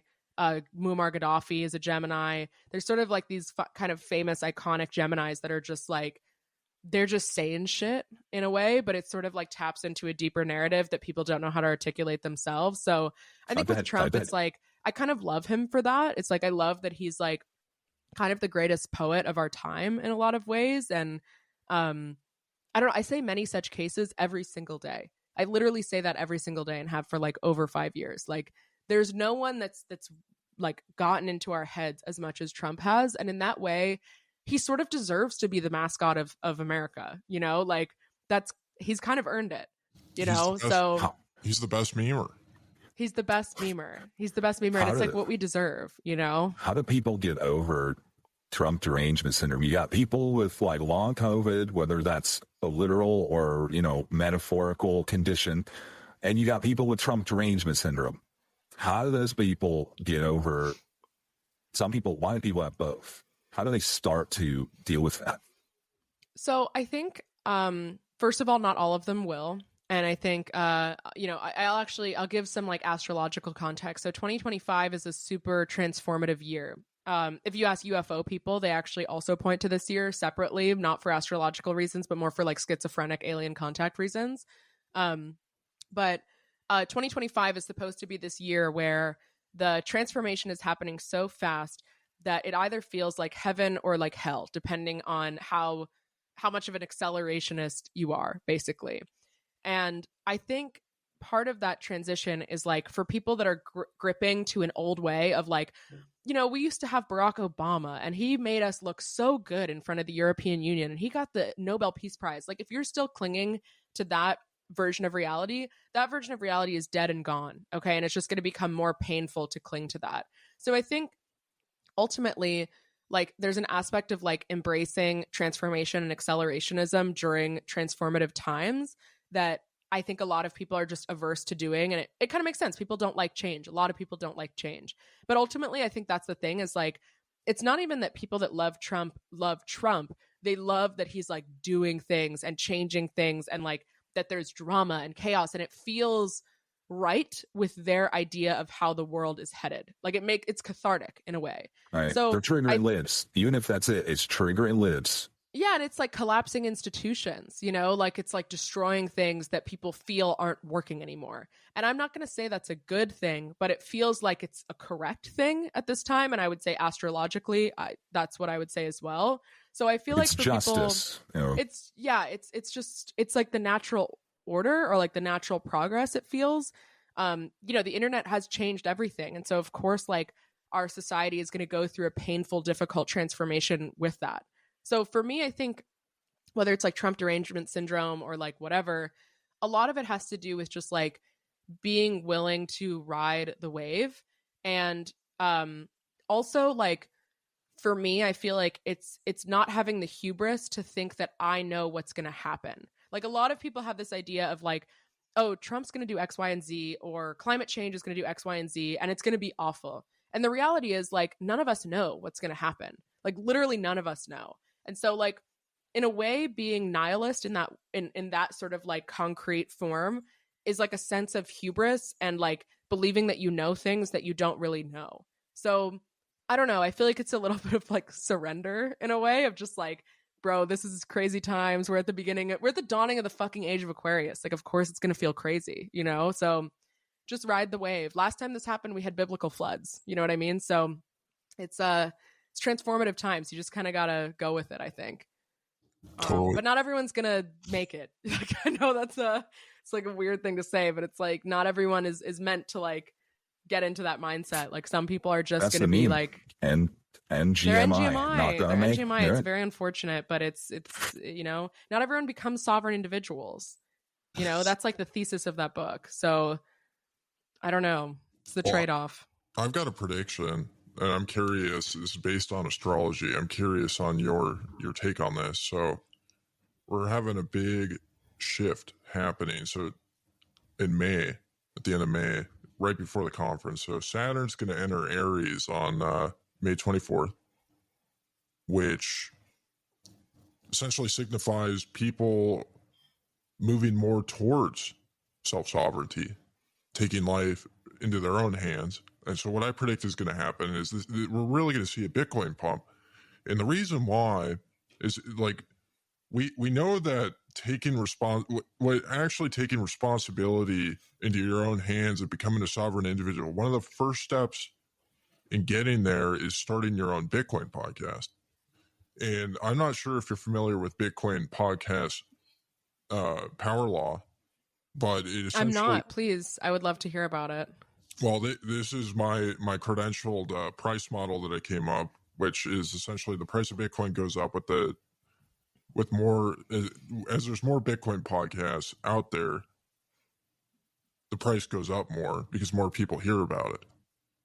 Right. We are the future. Yeah. We're driving Bitcoin adoption. So I think what we're going to start seeing on May 24th going into the conference is people are going to really start considering starting Bitcoin podcasts. That's what Saturn entering Aries means. What are your thoughts on all that? I think that's beautiful. I mean, I would say, so Saturn requires hard work. I mean, you guys know very well how hard it is to be Bitcoin podcasters. And I think a lot of people underestimate the work that it takes. So I think you're absolutely right. There's this structural push towards sovereignty and maybe individual expression would be another form that could take. And so to me, it makes sense that people would start getting, if they're really passionate about Bitcoin, they'd be like, how can I help the revolution? Like, let me get on and have a podcast with my friend. But the warning there is like, it's going to take a lot of work. You have to like every week or every other week or whatever, you got to sit down, you got to record, you got to edit the episode, you got to promote the episode. Like it's, try being an influencer for a day. You know what I mean? It's not all it's cracked up to be. So I think you're right, but I think Saturn's not going to take it easy on these new Bitcoin podcasters that come in to compete with us, the old guard, of Bitcoin podcasting. Yeah, you're honestly right. Like I'm beautifully shocked by your Saturn and Aries insight, because it really is like, as of April 21st, which we're recording this on the 23rd. I don't know when this is posted, but as of April 21st, we're like really out of the really difficult time that was March and April. I have been looking to Q1 2025 astrology since 2022. Like in 2022, I looked at the astrology of Q1 2025 and I was like, oh, this is going to be bad. Like, this is not going to be good. There's going to be some fucking chaos going on. And it actually targets Trump's chart very directly. So I remember in 2022, if you remember, like there was a period during the Biden presidency where Trump was like totally deplatformed and like it didn't seem possible for him to come back. And I remember I looked at his astrology of 2025. Trump was born on an eclipse, by the way. So he was born on an eclipse. There's an eclipse that happened in March 2025 that like exactly squared his natal eclipse. So it created this big X over his chart. And I literally looked at that and I was like, oh, he obviously has to be president 2025. There's no fucking way that he's not really like major figure. And so I kind of started being like, yeah, I know it seems like he's out right now, like he's totally deplatformed, he's just like chilling on Truth Social, but like I think he's gonna come back. And basically like the astrology of particularly March but like into early April is essentially like that era of time is what Trump will be known for as a president. So we don't exactly know how things like tariffs or whatever, or honestly, like how many fucking executive orders did he sign that like we don't even know what's in them? He literally just sat at a desk and did stand up for like 2 weeks straight, just like signing documents. So I think there's a lot of fallout that's going to come from this time that we don't even really know like what it's going to be. But May is super positive astrologically. Like we're kind of on the upswing. July is like one of the nicest months that we've had in a long time. And then 2026, I think will be the best astrological year since I've been a practicing astrologer, which is like 8 or 9 years now. So I think like we're not headed towards like doom and gloom. I think we're headed towards some sort of major transformative times that for those of us that are like terminally online and looking a little bit for the old institutions to fall, that will feel actually quite cathartic and in line with what we think will happen if we believe in like a hyper Bitcoinization narrative or whatever. That doesn't mean it's going to be like easy. Doesn't mean it's going to be like smooth sailing for everyone. But I don't know. If you're a Bitcoiner, I do think part of you probably recognizes that collapse is part of that. So yeah. This is why Marty Bent says that this time is different. Marty Bent has been getting into astrology. He's been listening to How Money, and he's been reading his horoscope. And this is why Marty knows this time is different. And it feels, we both have been talking about this. What you were talking about, like somewhere in the depths of Donald Trump's problems in 2022, we were like, whatever is going to happen is he's going to win. Like, they're going to have a primary. He's going to fucking steamroll it. But like, I don't know. I had no tie to astrology here, but it was just like, if you're on the right vibe, you could feel that, I don't know, energy. And it just kind of kept being right. And that's why we started saying, like, Bitcoin has already won. Donald Trump has already won. Like, we were saying this last summer. It's like, this is how it's going. You can, if you just pay attention, you ride that wave. And astrology apparently matches up with that too. I thought it was the fourth turning. I just read the fourth turning, so I was just reading kind of like a nerdy history of like astrology, and that's how I connected to it. Astrology for boys. Yeah. No, I mean, that's beautifully said, because I think ultimately, you know, astrology is my preferred tool. I also do tarot, but I would say I'm like, tarot is like a nice practice for me, but I'm more of like an astrology like scholar or researcher. But for me, it's just like, that's a form of honing my intuition that speaks to me, because I came from planetary science before. So I was like already sort of used to thinking about like the cosmos and our place in the universe and whatever. But I don't think that like astrology is the only way of getting to these realizations. I think honestly, like, you have everything that you need inside of yourself. And if you trust your gut and you trust your intuition, you know a lot of these things already. Actually, like, interesting like use case for crypto that's actually played out. I feel like Polymarket is like a good example of this, where Polymarket accurately predicts things so much more than polls, right? And with Polymarket, it's just a bunch of people betting on their gut. Like, if you look at the poll for will Donald Trump or Kamala Harris win the election, it basically tracks exactly how I felt, where like Trump was like probably going to win. Like, Biden was kind of there, and then it's like Biden shot down when he dropped out or whatever. And then Trump got shot, and then it was like shoot up. And then there were a couple weeks in September where it felt like maybe Kamala would win. It felt a little bit like, oh, maybe no one cares about that. Yeah. But then he like came back. Like, that's what it showed on Polymarket. Exactly. Yeah, like, I felt that way at that time. And I think a lot of people felt that way. And so like, it's kind of cool. Like, I mean, actually Polymarket's like an absolute clusterfuck behind the scenes, and it like doesn't work at all from like a technical crypto standpoint, which is the story of every fucking crypto. But like, as a tool for like understanding what's going to happen in the world, it's essentially an aggregate of like everyone's gut feeling that they're willing to put money on. And like, I don't think you need astrology or religion or fucking like reading tea leaves or whatever to get these insights. I think you have them inside of you, and it's just a matter of like being a noticer, right? You know? Right. I'm noticing. We talk about that all the time, noticing. Mm-hmm. And the last thing on the Trump thing is just like, you're talking about Polymarket, you're talking about how that feeling, and then you kind of get up to the election, and everybody, like the age of conspiracies, everybody's thinking maybe 2020 was stolen. Maybe they are scamming. Like, are they going to try to stop it? Like, they've tried to, whatever they means, but quote unquote they tried to kill him twice. So like, with it, you know, are they going to stop the ballot boxes? So everybody's thinking about that. And the election day was like a cathartic moment, whether you liked him or not. Like, I knew people who were like, do not like Trump, but the cathartic moment of just, he won. It played out like it felt like it should have played out. It wasn't, everything else has been a psyop, and this one didn't end up like a psyop. That's how I felt at the time. I mean, I actually don't even know if I've ever said this publicly, and like whatever, if it's clipped, but like, I voted for Trump because I'm a fucking California voter, so my vote doesn't fucking matter. But I literally voted for him because I wanted to bet that I would be right. You know what I mean? Like, I felt like I'm recognizing and acknowledging that this moment is happening, and to deny myself that truth feels like denying like an essential truth in a way. Like, I was never going to vote for fucking Kamala Harris. It was like either not vote or like vote third party for whatever. You know what I mean? Like, I just felt like for my own sanity, I needed to just be like, no, like, this is what's happening. And then, yeah, you're totally right. It just played out. And I think Bitcoiners in general are getting a lot of that catharsis right now.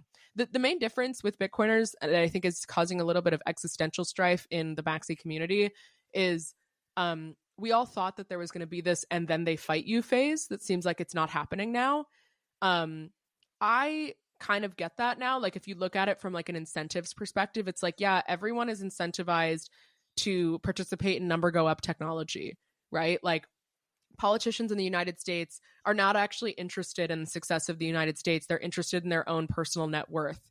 I think like the age of the neocons is kind of behind us. That doesn't mean that none of them are like conniving or like working in intelligence like agencies that have all their own like motives. But in general, politicians are bought, you know? And so when a politician starts accepting Bitcoin donations and they start getting Bitcoin, all of a sudden they're invested and number go up, right? So it's like, it's essentially like you're cutting out the middleman of the lobbyist that shows up to the politician's office and says, hey, you should favor X pharmaceutical company because we're going to donate a lot of money to your campaign. Like all you have to do to get a politician to care about Bitcoin is like send them Bitcoin, and all of a sudden they care about Bitcoin, and they probably care about Bitcoin more than they care about the United States because they don't really give a fuck about the United States in the first place.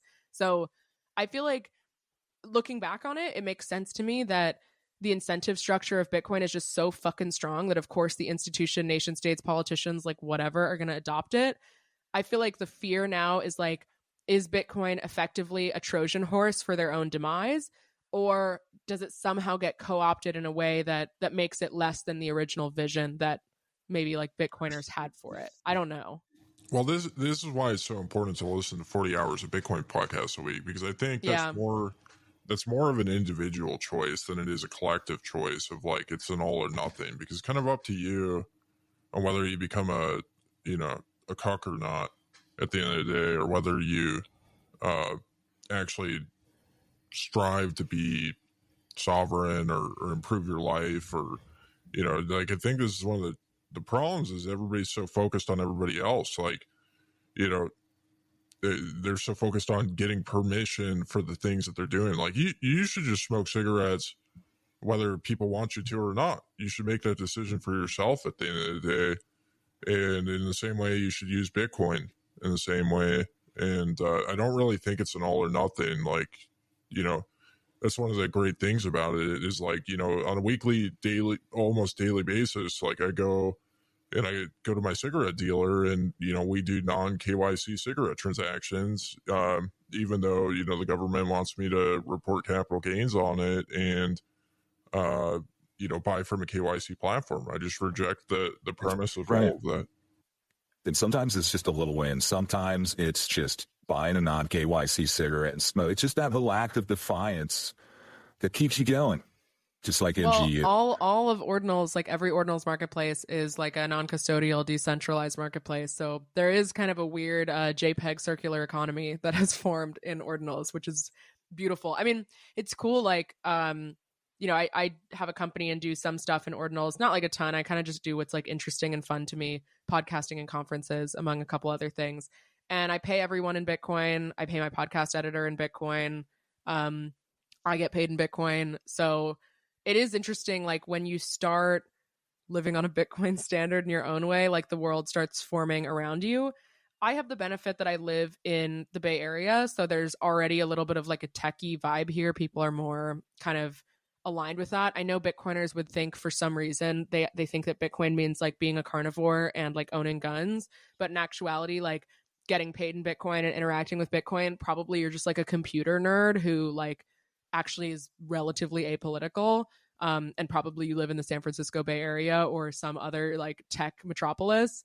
So I do think like I'm fortunate that at this point I am so surrounded in my real life by like what I would call like genuine Bitcoin maxis that are like walking the walk. But I don't know, like I definitely still have friends that are like locked in the matrix that I don't think will ever get out, and like every time I see them they're just like, oh man, you told me to buy Bitcoin 5 years ago. If only I had listened. And I'm like, bro, it's never too late to start saving. Like don't think of it as an investment. Like it's never too late to just like, get a little. I try to like, if people cat sit for me, I try to like pay them in Bitcoin. I try to force them to like let me pay them in Bitcoin. But I don't know. Yeah, it is little things. It's little things that make you feel like you're living your own version of the sovereign individual story in your own way, Yeah, and some people will like your ideas. They will like your perspective on life, but they just feel like they need to get permission from somebody else to actually follow it themselves. But yeah,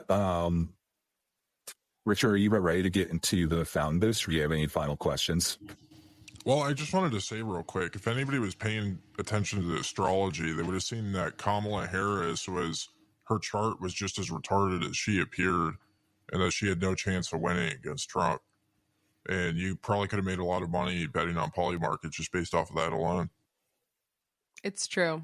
It's true. I mean, ultimately, Trump's chart couldn't lose. Like, it's just the truth of it. And there were many, many astrologers that were very upset by this, because a lot of astrologers are like libtards, right? So they can't deny what's happening in the stars, but they did not like to see it. Yeah, the cope was real. Yeah. So every week what we do with our guests is we go through and we read the Fountain Boost from the week before, which is always an interesting experience. You're following up John Seth, which was a pretty big episode, but it sounds like you. So I asked, before we go into this, I asked the guest two very important questions. So you kind of answered this before we started recording, but did you listen to last week's show? I listened to half of it, so I'm not going to know half. And also, I didn't. Oh, this is so bad. Like, I know who June Sith is. Like, I know it's a name, but like, I have no idea. Like, it's not my realm. So it was out of my midst a little bit. Yeah, he's an OG Bitcoin podcaster. He did Bitcoin Uncensored, which is very important. Oh, I've been told Hell Money has Bitcoin Uncensored vibes, I think. Did he have some big falling out with someone about like a token or something? Is that podcast? I don't know what the falling out was, but I think there was a split with Chris DeRose. Yeah, the podcast broke up or something, and I've been told many times that Hell Money podcast has like pre-Bitcoin Uncensored split vibes. So I don't know what will cause the split of Hell Money podcast, but it does seem like auspicious that happened to the last Bitcoin podcast that had our vibe. Have you charted this out? I mean, ultimately, I have a lot of thoughts on. Sometimes you don't want to know your chart compared to somebody else's. Unfortunately, it's like I'm too in it, so I do know. But I think I've managed things effectively, such that if things really hit the fan, like we would figure it out. But how many podcasts could go up in flames at any time? There's really no way to know. It's an explosive, cutting edge Bitcoin podcast. It's hard to go on when you know it's doomed, but you have to find out. You have to find out if it's if the chart's going to play out. You gotta have that cathartic moment, whether it's good or bad. Totally. Wait, what was question number 2? There was one question, but there's a second question too. Yeah, are you Jewish? No, I'm not, unfortunately. Do you ever wish that you were Jewish? Yeah, I do. Like, kind of often. If you were Jewish, what type of Jew would you be? I would probably be like a New York Ashkenazi. Like, I think that I would do really well in a community of like I love Shabbat dinner. I actually host Shabbat dinners like with my family, even though they're not Jewish, because I just think it's such a good tradition. And my parents are just like, okay, like, I guess we're doing this. So I think like I would be like a cultural Jew that would really like engage with a lot of the like traditions and like the fun activities.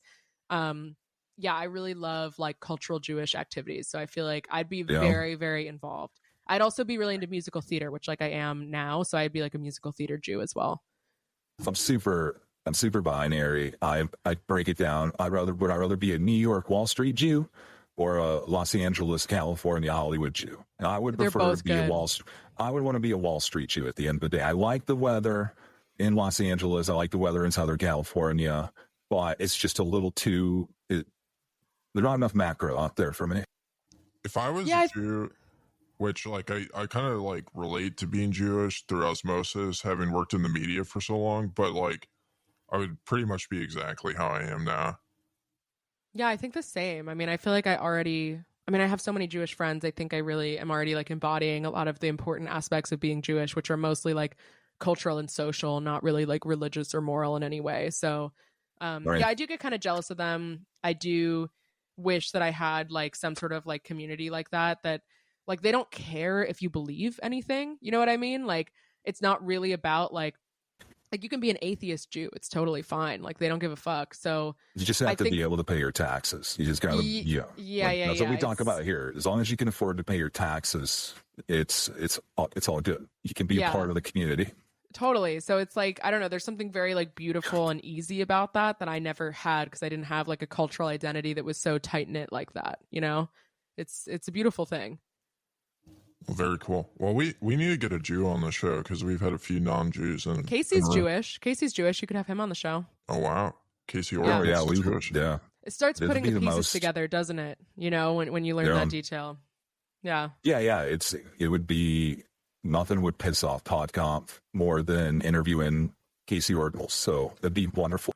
I Do mean, you think- something I don't understand, like people haven't connected the dots, like Jeremy Rubin, Udi Wertheimer, Casey Rodemore, all Jewish. Like I've not seen people point this out. But I do think this is kind of an they point important. this out every day on. Oh, okay. You on gotta certain send me parts this of stuff, Bitcoin 'cause Twitter for sure. I'm trying to point it out to people, but it's like, you know. Some of these guys in the Bitcoin maxi world, they notice a Jew the second the Jew show walks in the door. They got their Jew. Ironically they have better sniffers than the Jews they're calling out. The thing about Udi though is even the Jews don't like him. Well, that's part of it. You know, it's like there's always antagonism within the Jewish community as well. Yeah, you should have Casey on. I mean, why not? You know, you need that cultural perspective. He does the whole like wrapping the box thing. You know, what is it called? Like tefillin or something? Like he does the wrapping the box thing on the arm, which I've told him before is like Saturn cube devil worship, but he does not listen. So it is what it is. Very interesting. Yeah, it would be good to have Casey on the show at some point. Mm-hmm. What was I just blanked on what I was gonna. You weren't going to keep going down the Jewish line of questioning. Oh yeah. One last question about the Jews. So so like Casey's the descendant of the people that killed Jesus, and he's the father of Ordinals. And do you think that is the crux of the conflict between Luke and Casey? Is Luke looks at Casey and says, "You're the guy." Your ancestors killed Jesus. I don't like it. That's a really interesting point. I mean, Luke also is sedevacanist, so he has problems even with like the normie Catholic Church, right? So it's like there's like layers to that. I mean, I think Luke I was think in a glad lot the of Pope ways, died, yeah. like in a lot of ways, like Ordinals is a natural like part of Bitcoin. It's like a natural way of looking at Bitcoin. And so I kind of feel like Casey is, I mean, by the way, Casey is without a doubt the biggest maxi that I know, like actually committed to Bitcoin, actually knows it very well. He's the most like technically sophisticated Bitcoiner. It's crazy. Like you can put him against anyone and he knows everything. It's insane. The way that I think of Casey is like that. I think Ordinals is like a natural part of Bitcoin that required the right vessel to be made manifest. So I think it's Jonathan Lau, I don't remember his name, kind of first came up with the idea of Ordinals in the Bitcoin Talk Forum in 2012. He kind of just was like, hey, someone could do this. Like someone could enumerate Satoshis in this way. And he just didn't do it, probably because he had like a job or like something else to do or like a wife or whatever. And I think Casey was kind of just like the right vessel at the right time to bring Ordinals to life. But I think it's always been there and it's always been kind of stewing around. So like, you know, I think Luke is essentially a puritanical, like religious freak and that's like, regardless of the Bitcoin aspect, like that's just generally true. He talks about it. Yeah. So it's like, yeah, it's part of his like identity very openly. So I think like ultimately, like Luke is afraid of like losing what he sees as like his ideological or like intellectual control or understanding of what Bitcoin is. And like Ordinals push that in a way that doesn't compute with like his understanding of the world and like his religious fervor. So I don't know. I think like Casey's like a very like he's a very astute disciple of Satoshi. He really has like done things in Satoshi's vision. He's done it in Satoshi's vision. And I think that that's just like threatening for people that have a much more tyrannical spiritual view of what's going on here, you know? So, you know, it could also be that he's Jewish, I guess, but that would be my take. Yeah, I mean, Luke the thing people have to understand about Luke is he is so autistic that he doesn't understand nuance. Everything is baked into being incredibly literal. And so I think he was one of the people that coined that Ordinals is spam, because he's super autistic. He had this idea around data caps on the blocks, and he's very stuck to that. And and like I appreciate Luke's autism, his memes, like when he breaks out onto normie Twitter due to his autism, it's like one of my favorite things. Don't always. I totally agree. I totally agree. I mean, unfortunately for him, Bitcoin's a permissionless software. You know what I mean? Like that's not in line with like you have to permit sinful behavior on the Bitcoin network. That's just, you don't have a choice. So it's I can imagine that would be hard to reconcile with as like an extreme autist trad, like sedevacantist or whatever, you know? Yeah. I respect his right to be autistic. 100%. Just like I have respect for people's right to shitcoin on Bitcoin. Yeah, totally. All right, let's get into the boost. Yeah, before, I want to ask you, you talk a lot about Casey, and I would like to interview him, but what, quick with a, high level, would you recommend being on a Bitcoin podcast, with two people who are together or only with your husband and wife? Do you think that, that's, we have a lot of listeners, they don't know, they think that their wife should use their own node, use their husband's node. They shouldn't run their own node. They should use their husband's node. Or if they don't have a husband, they should use their father's node. Should a woman not can she, but should she start a podcast with somebody other than her husband? Yeah, that's an interesting question. I mean, I think so. Part of my personal advice, I've been with my fiance for 10 years. My fiance is not Casey, by the way. So I am the story of the trifling woman who started a Bitcoin podcast with another man. But I think part of the success of my relationship is that my fiance is pretty offline. Like, he's not on the timeline. He's not engaging with internet things. Like, I have to tell him that things happen in the world. He's just doing his thing. And I think that that's a really nice dynamic for a relationship to have. I don't think it's ideal for both people to be terminally online. I think it causes a lot of insecurity. It also means that you're mediating your relationship through your relationship with your husband or wife's relationship with social media, which is often not healthy in the first place. So I think in general, it's better to have separation from your online life and your offline life.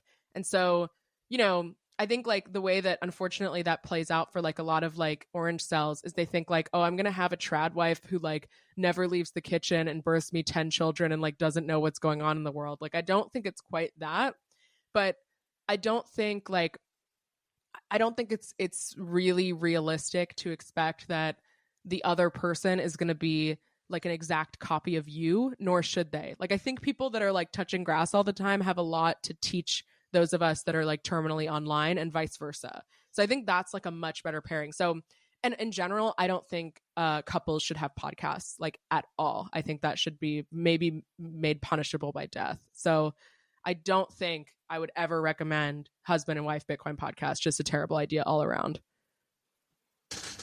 So you think Pierre and Morgan should get put to death? I mean, we should consider it at least. I think anybody who listens to that comes to that conclusion. The first boost is from mutual friend Rob Hamilton. He sent us 21,000 sats. Rob Hamilton helped us land the Joseph podcast interview. So thank you for paying us to do that for us, Rob. We appreciate that. That's what we want our fans to do. And he says, this boosted my 40 hours per week entropy massively. Thanks, Rob. We Thank love you, Rob. Yeah, Rob actually told me about your guys' podcast. I know. He's kind of setting you guys up left and right, is what it seems like. Oh, yeah, we owe it all to him. and he's the one paying us. That's the best. That's a thermodynamically sound value for value relationship. I think he's the #1 merch buyer of Bugle merch, and unfortunately, That's he's true. the #1 merch buyer of PodConf merch, which is kind of disappointing. So, yeah, Rob is, we always have the debate are things invented or discovered? And Rob discovered mini scripts. So that is his claim to fame. The next, this is just for me. I was, gaming the Fountain algorithm to, boost the podcast in Fountain. And then, yeah. See, but don't you see why when you see your Rod Palmer comment next to Rob Hamilton and it's almost the exact same thing? Like, don't you see why I thought Rob Hamilton was you guys? Like, it seems like it's a natural alt for him. I mean, Rod, are you Rob Hamilton? What's going on here? No, I'm not Rob Hamilton. Rob Hamilton has no affiliation with the Bugle. He claims to have no affiliation with PodConf. There are a lot. I mean, Predator has accused him of being the behind Block Space Media as well, and Predator has receipts. And a lot of people, they've caught Rob wearing PodConf gear all over in Dubai, in Florida, at the yacht party, at the crypto ball, at at conferences, in Mar-a-Lago. Yeah. Mm-hmm. So, but he's just a really, really big fan who helps us book podcasts. What is his profile picture he's got on Noster? It's kind of small. I can't see it. It has him with hair. Oh, wow. Who is that? Wow. Wow, he used to have hair. It looks like he's playing poker with hair. That's very cool of him. I didn't think that was him at first. Having a picture with you when you have hair is kind of like wearing your varsity jacket, for guys, in their 30s and 40s. Mm-hmm. It's like Facetune for men.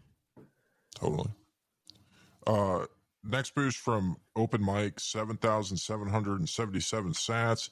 Bugle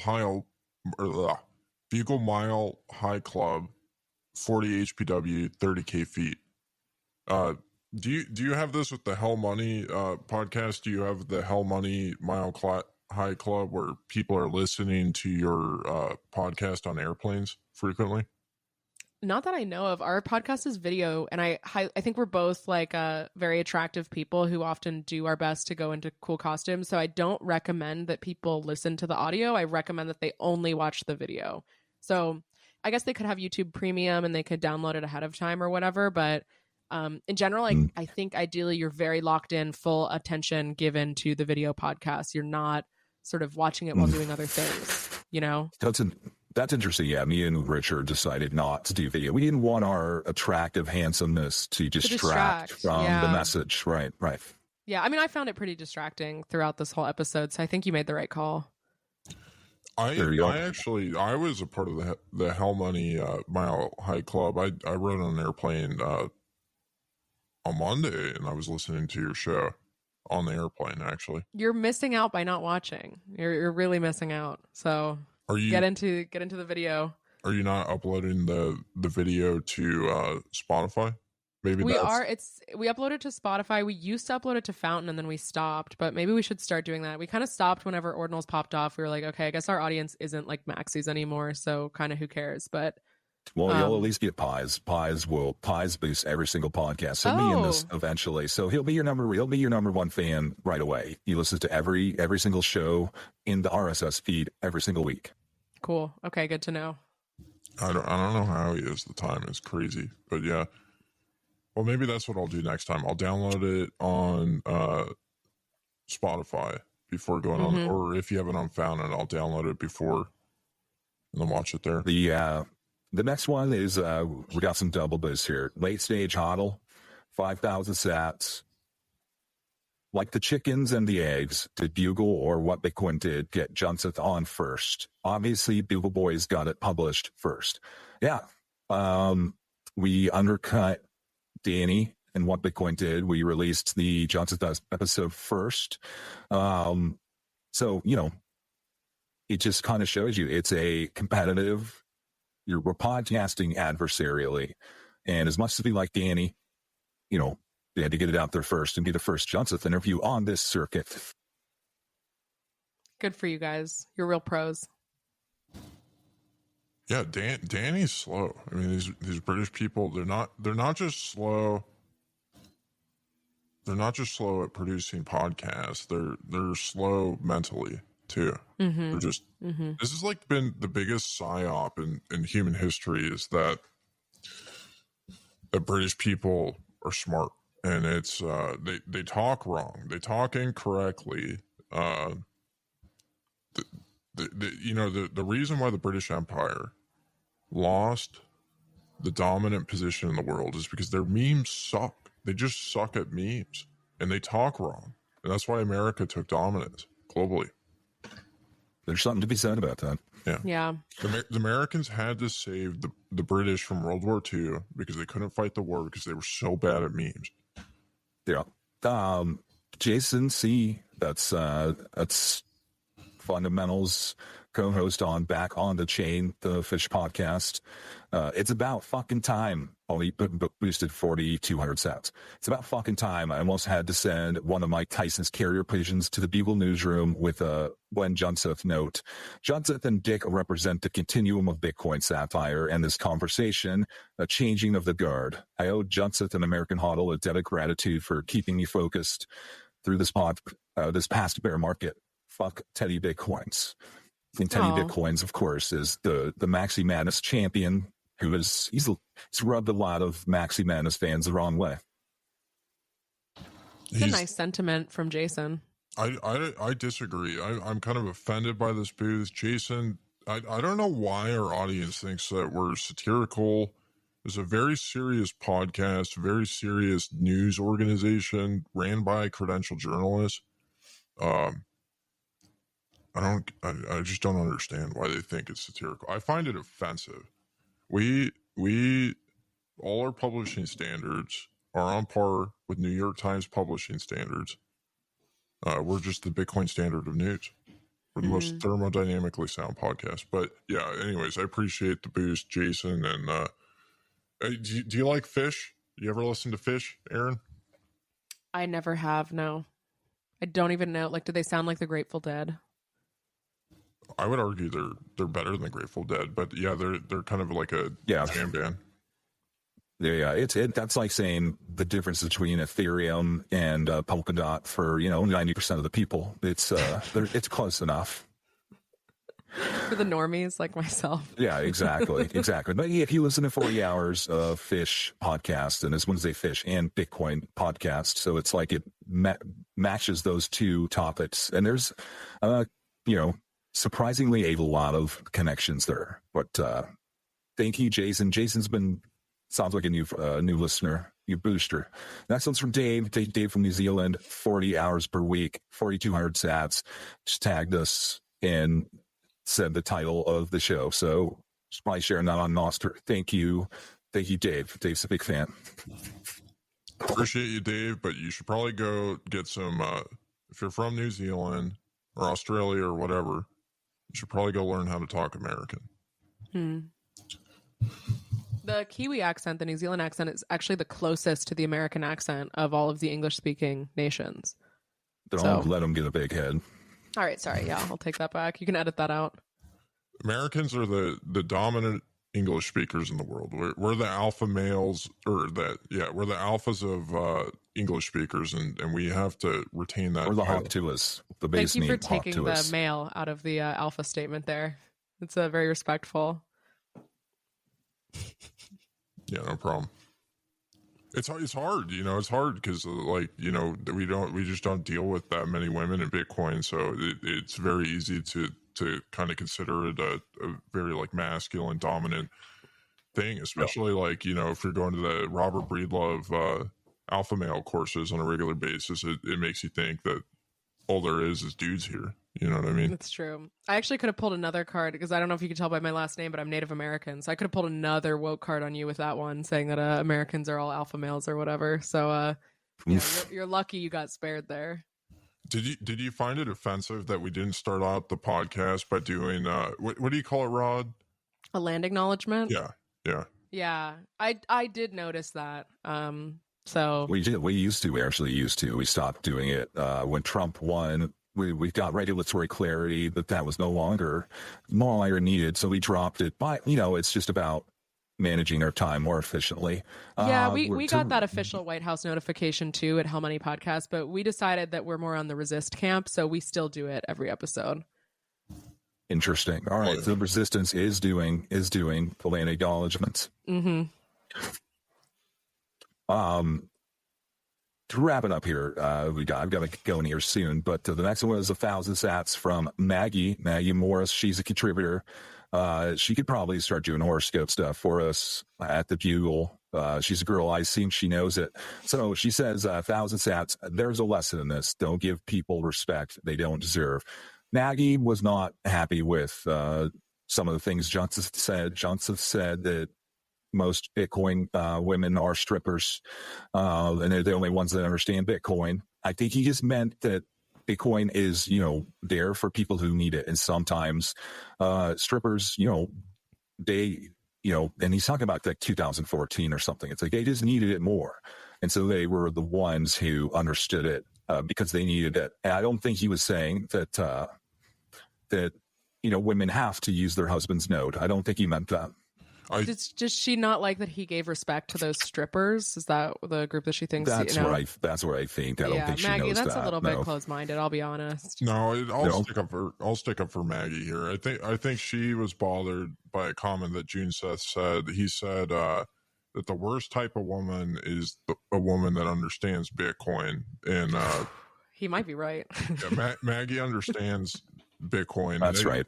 I think he feels that way because D++ said something offensive to him sometime, and I think he took it a little bit personally. Yeah. Over that. Maybe. Yeah. He got his feelings hurt. It happens. Yeah. Maggie's going to be okay, though. Next boost, 500 sats, TK, CTV, 80 HPW. What a username.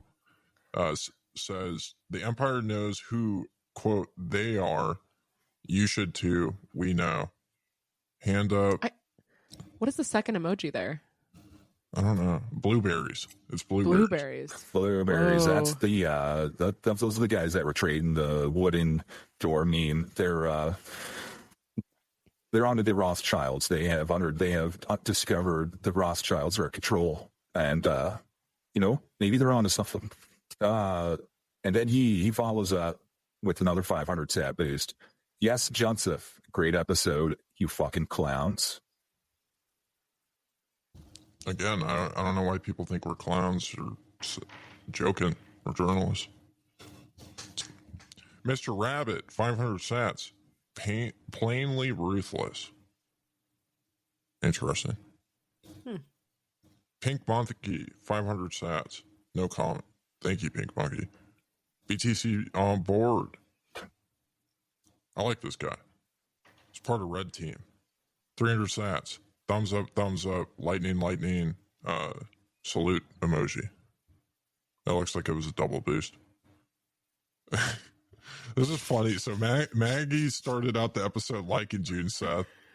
So Maggie went through many emotions throughout your last episode, it would seem. Yes. It was an emotional roller coaster. Mm-hmm. Did I read it? She says, OMG, I love June Seth so much. Yeah.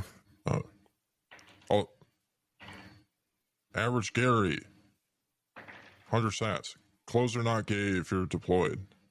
I think clothes are gay whether you're deployed or not. I don't care. Smoking cloves is gay. Smoke real cigarettes. Aggie Choate, 100 sat. Information density is so thin, I'm not even sure this counts towards my 40 hours. It definitely counted. You suck, Aggie. You're wrong. Anonymous 177. This is a long one. That's Maggie's when she was at her most upset it's a pretty long one. I think if you really want to see Maggie's emotional roller coaster, you should just go and read the she boosted and commented many times. Just go read that transcript for yourself, because it was like she's it was a onto wild ride. something. Yeah. Wow. She's really got a thesis going. Yeah, you want to check that one out. So go to the page, read that one. It's good, and it's real. It's not that's a real. Some people are very reactive when they listen to Bitcoin podcasts. It's revealing truths to them, whether they like it or not, or it's just it's putting something in their face, and you can go read that journey. Well, that's part of putting in the 40 hours. You know what I mean? Like, not all of it's going to be easy the whole time through. You gotta clock in, you gotta clock out, and you're not going to like every moment. Yeah, it's part of the entropy. Sometimes you run across things that you disagree with.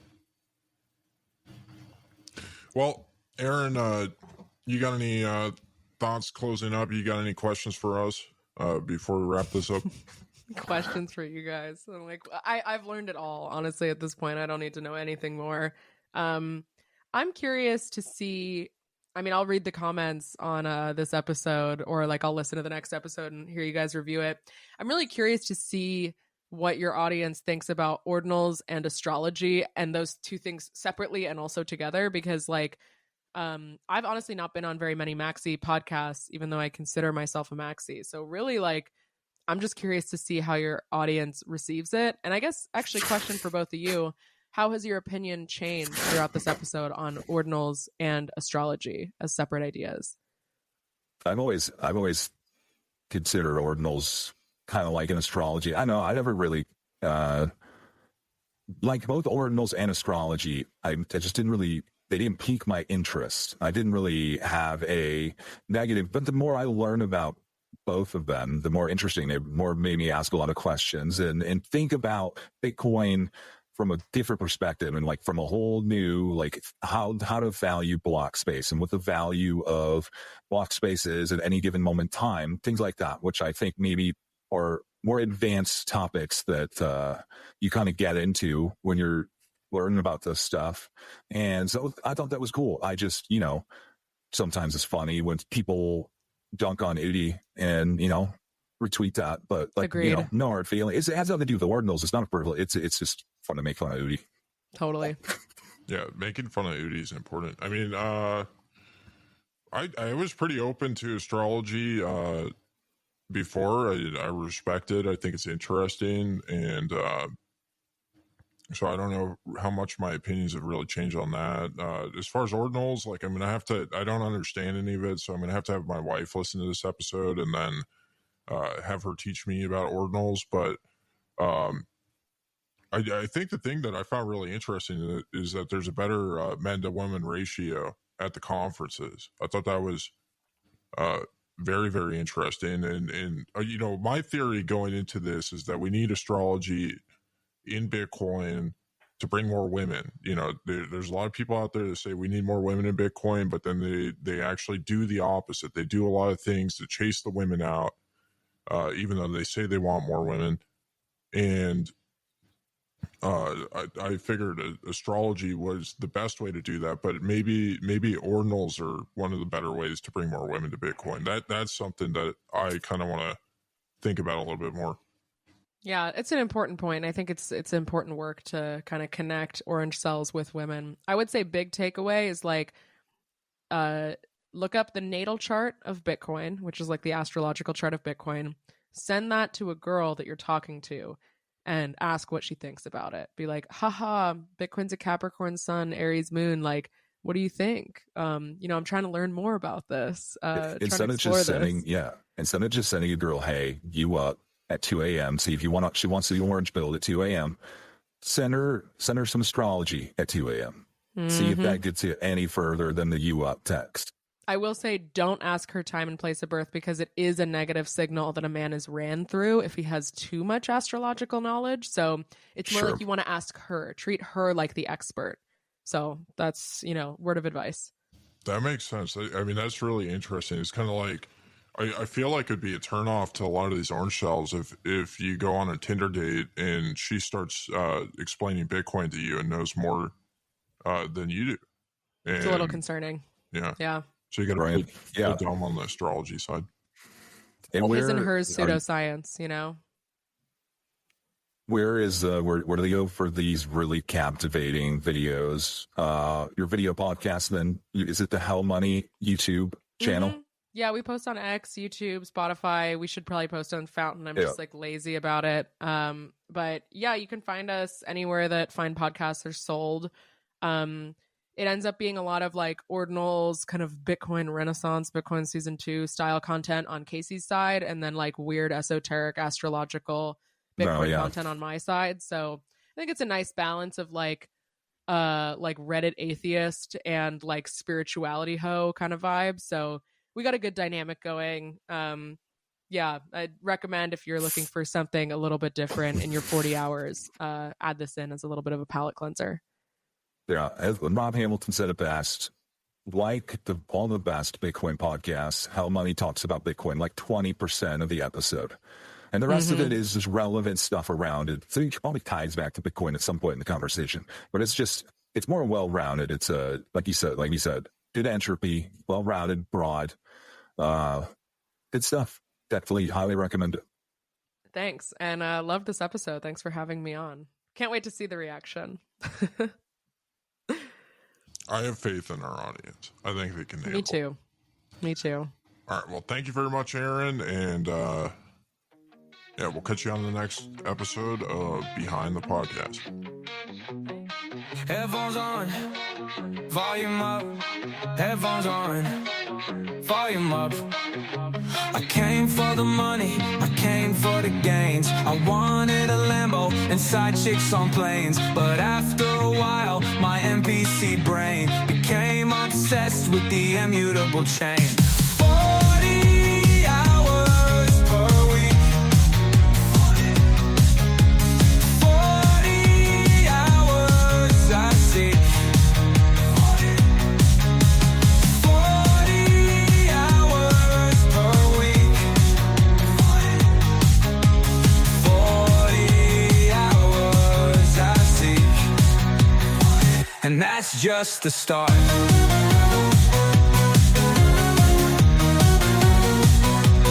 Difficulty adjustment turned my world upside down.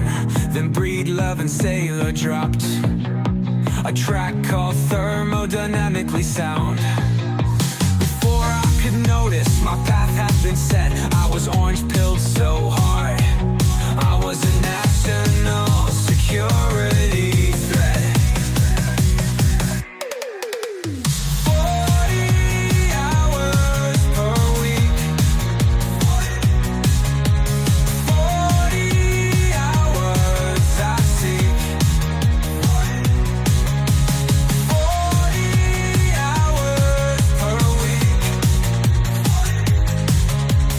40 hours I seek. And that's just the start. Now I'm in the podcast studio 2 days a week. I haven't missed a meetup in 21 weeks. Now I pick the conference over my own wedding. I'm so far down the rabbit hole, I don't see it ending. 40 hours per week. 40 hours I see. 40 hours per week. 40 hours I see. And that's just the start.